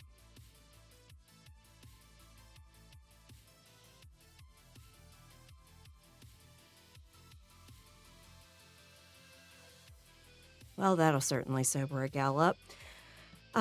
She's going to head into Little Havana. She's looking for... Did Ricardo survive? Ricardo did survive. Okay. He has been quiet. Like, he has taken the message, and from what you've last heard, he's kind of looked after his sister, who did not get Her avatar back. who did not get her avatar back. Yeah, but Last she you heard. generally knows whereabouts he can be found. For sure. So she's going to go look him up. Okay. So you're gonna go into Coconut Grove, into the what's it called? The Mutineers. The Mutiny is a bar out in Sailboat Bay.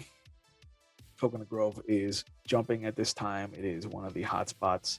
It's not as big as the beach, but it definitely is a place for locals. Mhm. Like, people know the beach is for tourists, but if you want to party, you party in the Grove. Yes. Um, And luckily, Lydia is fluent in Spanish, so when she gets catcalled, she'll know how to retort. Yep. Yeah. Some people have seen you around, so they Mhm. know that the Oye Mamis have Died down a little dwindled. bit? Yeah. Yes. So a lot of people know their place. Hmm. But you walk into the mutiny, and there is a who's who of scumbaggery Of course. in the place. Like you know for a fact that some of these people are the same people that kind of run at the limelight. Hmm. Um, these are definitely, and you know because of the story that Anita told you, that some of the Russians that exist here are not on the friendliest of terms with Vasily. Mm. But behind the bar, you can see Teresa, and sitting at the end of the bar, just this disheveled version of who he was, is Ricardo. He's got longish hair just past the shoulders, a little bit of a black beard that has these white strands that come down almost like these two Fu Manchus just coming down either side of his mouth. It's well kept, but it, like he looks more like a father than the playboy that he was. Mhm. Yeah. He still has the undershirt underneath, the first 4 buttons of his shirt undone, sleeves rolled up. It looks like he's got his jeans and his boots on, and he just is nursing an old fashioned. Lydia walks in wearing a tight black cotton jumpsuit that's trimmed out with gold zippers, looking fairly put together, all things considered. And she plops right down beside him and looks at Teresa and says, "I'll buy his next round."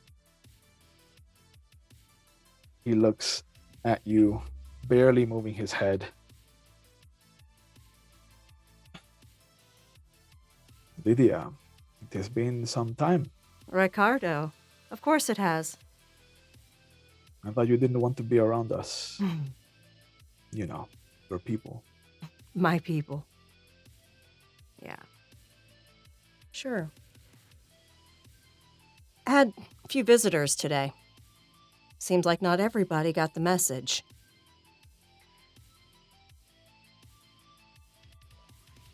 If you're still Daniel? Yeah, that was first. Him and Samantha. Hmm. And then, you know who's 3 attack bitches about 2 hours later. Oh, good. The lesbians are around. And you see him down the drink. Mm-hmm. She hands him the business card and says, "You see Thatcher around, give him that. Let him know they were there within 2 hours of him leaving. He's got a tail." He wasn't good at the whole cloak and dagger thing.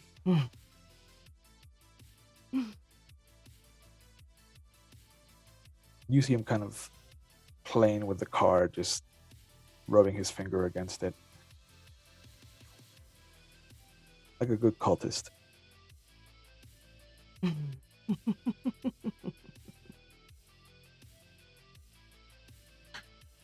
Just because I don't like being fed a bunch of bullshit doesn't mean I don't care. She puts the money on the counter, turns, and walks out. Okay. Where's the night going to take her after this?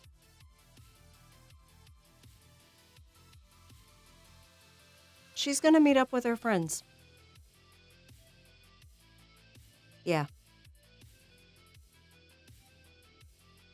Okay. So she gets into the car. We hear Don Henley's "All She Wants to Do Is Dance" as you drive off. And I think this is a good point to leave it for tonight.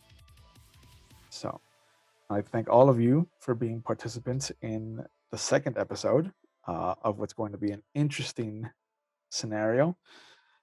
And if he is not in the ether and paying attention and unmuted, I think we can summon up Shanky to talk about the end of stream stuff.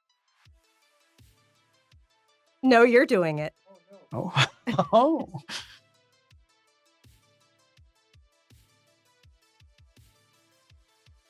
Oh. Uh-oh. He's adding himself to the. He's like, Yeah. I gotta hit some buttons. He's got to hit buttons. Zeddy, you had your hand up. What's up? You all right? Attempting Okay. to summon Shanky. Oh, sorry. Yeah, I wasn't on there, everybody. I wasn't expecting to have to talk, so I was literally not on the stream at first. So now I've added my audio to the stream. So thank Sorry. you all for coming for tonight. Thank Ravnos Archon for being storyteller for this, and of course the players, Rev Ben Powers, Rolindare, and Zeddy. Thank you. Great story so far. If you want to join us in what we're doing here, please pop over to our Discord. So you know we actually have 2 casting calls open right now in the Discord. One is for They're Coming to Get You, Barbara, which is it's a They Came from Beyond the Grave story going to be told by Zach Rules. That one closes on the 17th. And then we also have a Demon the Fallen casting call open, and I believe that one closes March 20th. And even if you don't want to stream with us, you should come to our Discord, because honestly, we've got a cool group there. We hang out in Zoom once a week. We play non-streamed games like Blood on the Clock Tower. Generally, it's a good group to be with. If you want to check our back episodes, pop over to YouTube. You can catch our back episodes. It includes, of course, this wonderful stream here, and it includes all of our other World of Darkness and non-World of Darkness. And you can also catch our Chronicles of Darkness on Haunted Chronicles and D&D all over the place on Ishvel and Haunted Chronicles. So check that out. If you want to follow some amazing content creators out there, check out our friends over here. One of them you see right there in the center of your screen right this second, Ravnos Archon, who he has his own games to stream. And I'll even, at the end of this, we'll let him give his schedule so he can let everybody know if you want to see him on other nights. Because we love Chew. Will love it over there. And Ravnos Archon, he's a great guy. If you want to get some I merch. highly recommend his L5R game. Yeah, because you might be in it. I understand. If you want to get some merch, check I'm a out shill. our merch store. We've got, all kinds of good McStabber Studio merch. We don't have a Mage merch yet, but trust me, that shit's going to happen, because we've sure as hell got the werewolf merch in there. I'm trying to think. I know I'm forgetting something. If you want to support the channel, of course, you can give us a follow here on Twitch. You can give us a subscribe. If you don't want Twitch to take half the money, because Twitch is a pimp, they do take half the money, you can actually pop over to our KoFi and give money to the studio through the KoFi. So bits and donations, they go to the players, not to the studio. So Verlin doesn't get anything from bits and donations, neither do I. But the other 3, they do get stuff from bits and donations. That's just the way we do it at the studio. It's a way to give back to the players who put their great time and their hard effort into this. But either way, we don't require payment. We don't even sublock. So I'm going to turn this over to my wife, who has the schedule, because there's more things this week. One in particular, I know I can see somebody vibrating in their chair to hear announced. I'm not going to say who it is. All right. Thank you, everyone, for joining us for Mage the Ascension Neon Squall, which is season 3 of 1980s Mage, run by the amazing Ravnos Archon. Thank you so much, Will, for bringing me back to the table on International Women's Day. I love it when the timing works out.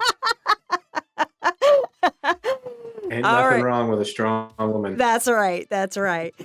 So join us tomorrow at 8 p.m. Eastern for a special one-shot of Bro Hunters, which is an independent TTRPG about basically a bunch of bros and brodettes doing ghost hunting because they saw it on TV and they think they can make money at it.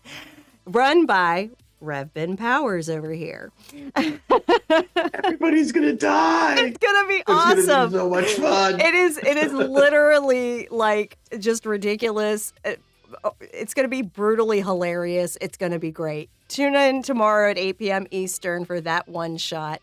Then coming up over the weekend, we have nothing on Thursday or Friday or Saturday. Thursday, we're going to be busy, Shanky and I, and the Windy City cast. We're going to be recording season 6, episode 1 of Windy City.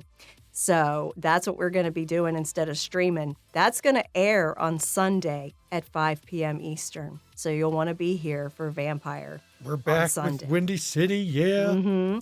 And then on Monday, Tam Shu is back with his Curse of Strahd D&D 5e campaign, Tormented Souls. You'll want to join them at 8 p.m. Eastern. And we are back here for episode 3 of Neon Squall on Tuesday at 8 p.m. And I can tell you now, Eastern.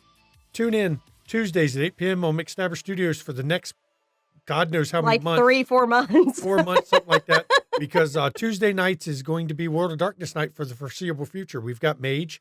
And Next month. The moment Mage ends, which is there's 5 episodes in this one, we're on number 2. Yep, next month we have Werewolf. We're going to jump right into Werewolf. Mm-hmm. And then when Werewolf ends, we're jumping right into Demon the Fallen. Yep. And Demon the Fallen's also going to be 10 episodes. So you're looking easily into July, August before the World of Darkness maybe ends. Maybe takes a break while somebody comes up Maybe. with new story for Or next season. Who knows if we'll be back for season 4 of Mage or season 3 of Werewolf when we're done season 1 of Demon. Yeah. Because I got news for people. It's not going to be a 1-season Demon game. Mm-mm. It is now looking at 2, 3, 4, maybe 5 seasons. Mm-hmm. So, yeah. Yeah. Demon is going to run for a while, everybody. It's going to be massive. Yep. Huge. So, if you want to play it, get on the Discord and check out the casting couch so that you can apply. Because I know Bid's like, we got enough in there. No, we don't. You can apply. I got to say it. And then he freezes like that. That was great. And then he stopped freezing. So, everybody, as always, actually, first, Ravenous Archon, why don't you let everybody know what you're doing when you're not on here? Oh, I mean, like this week I'm going on vacation to go back to Miami for a wedding. But normally Mondays are Vampire, the Masquerade Day. I set a story in Salem, Oregon in 1984. Tuesdays are Mage for the foreseeable future, and then Werewolf, which I'm excited about since we got our 5th, and it's gonna get crazy. And Fridays are split up between Star Wars, West End's version, which is the best version, and Dungeons and Dragons. So that's usually my shtick. And seriously, check him out. You should definitely go watch some Ravenous Archon. He doesn't nearly get the viewers he deserves, I can tell you. So pop over there and check him out. And as always, at the end of a McStabber Studios stream, I want to let everybody know, mental health, it's not a joke. It's not a laughing matter. Please check in on those around you. Check in on friends. Check in on families. Check in on loved ones. Please make sure they're okay, because a lot of people aren't right now. And sometimes all it takes is a voice, a kind voice, or just somebody willing to listen to get somebody up off the edge.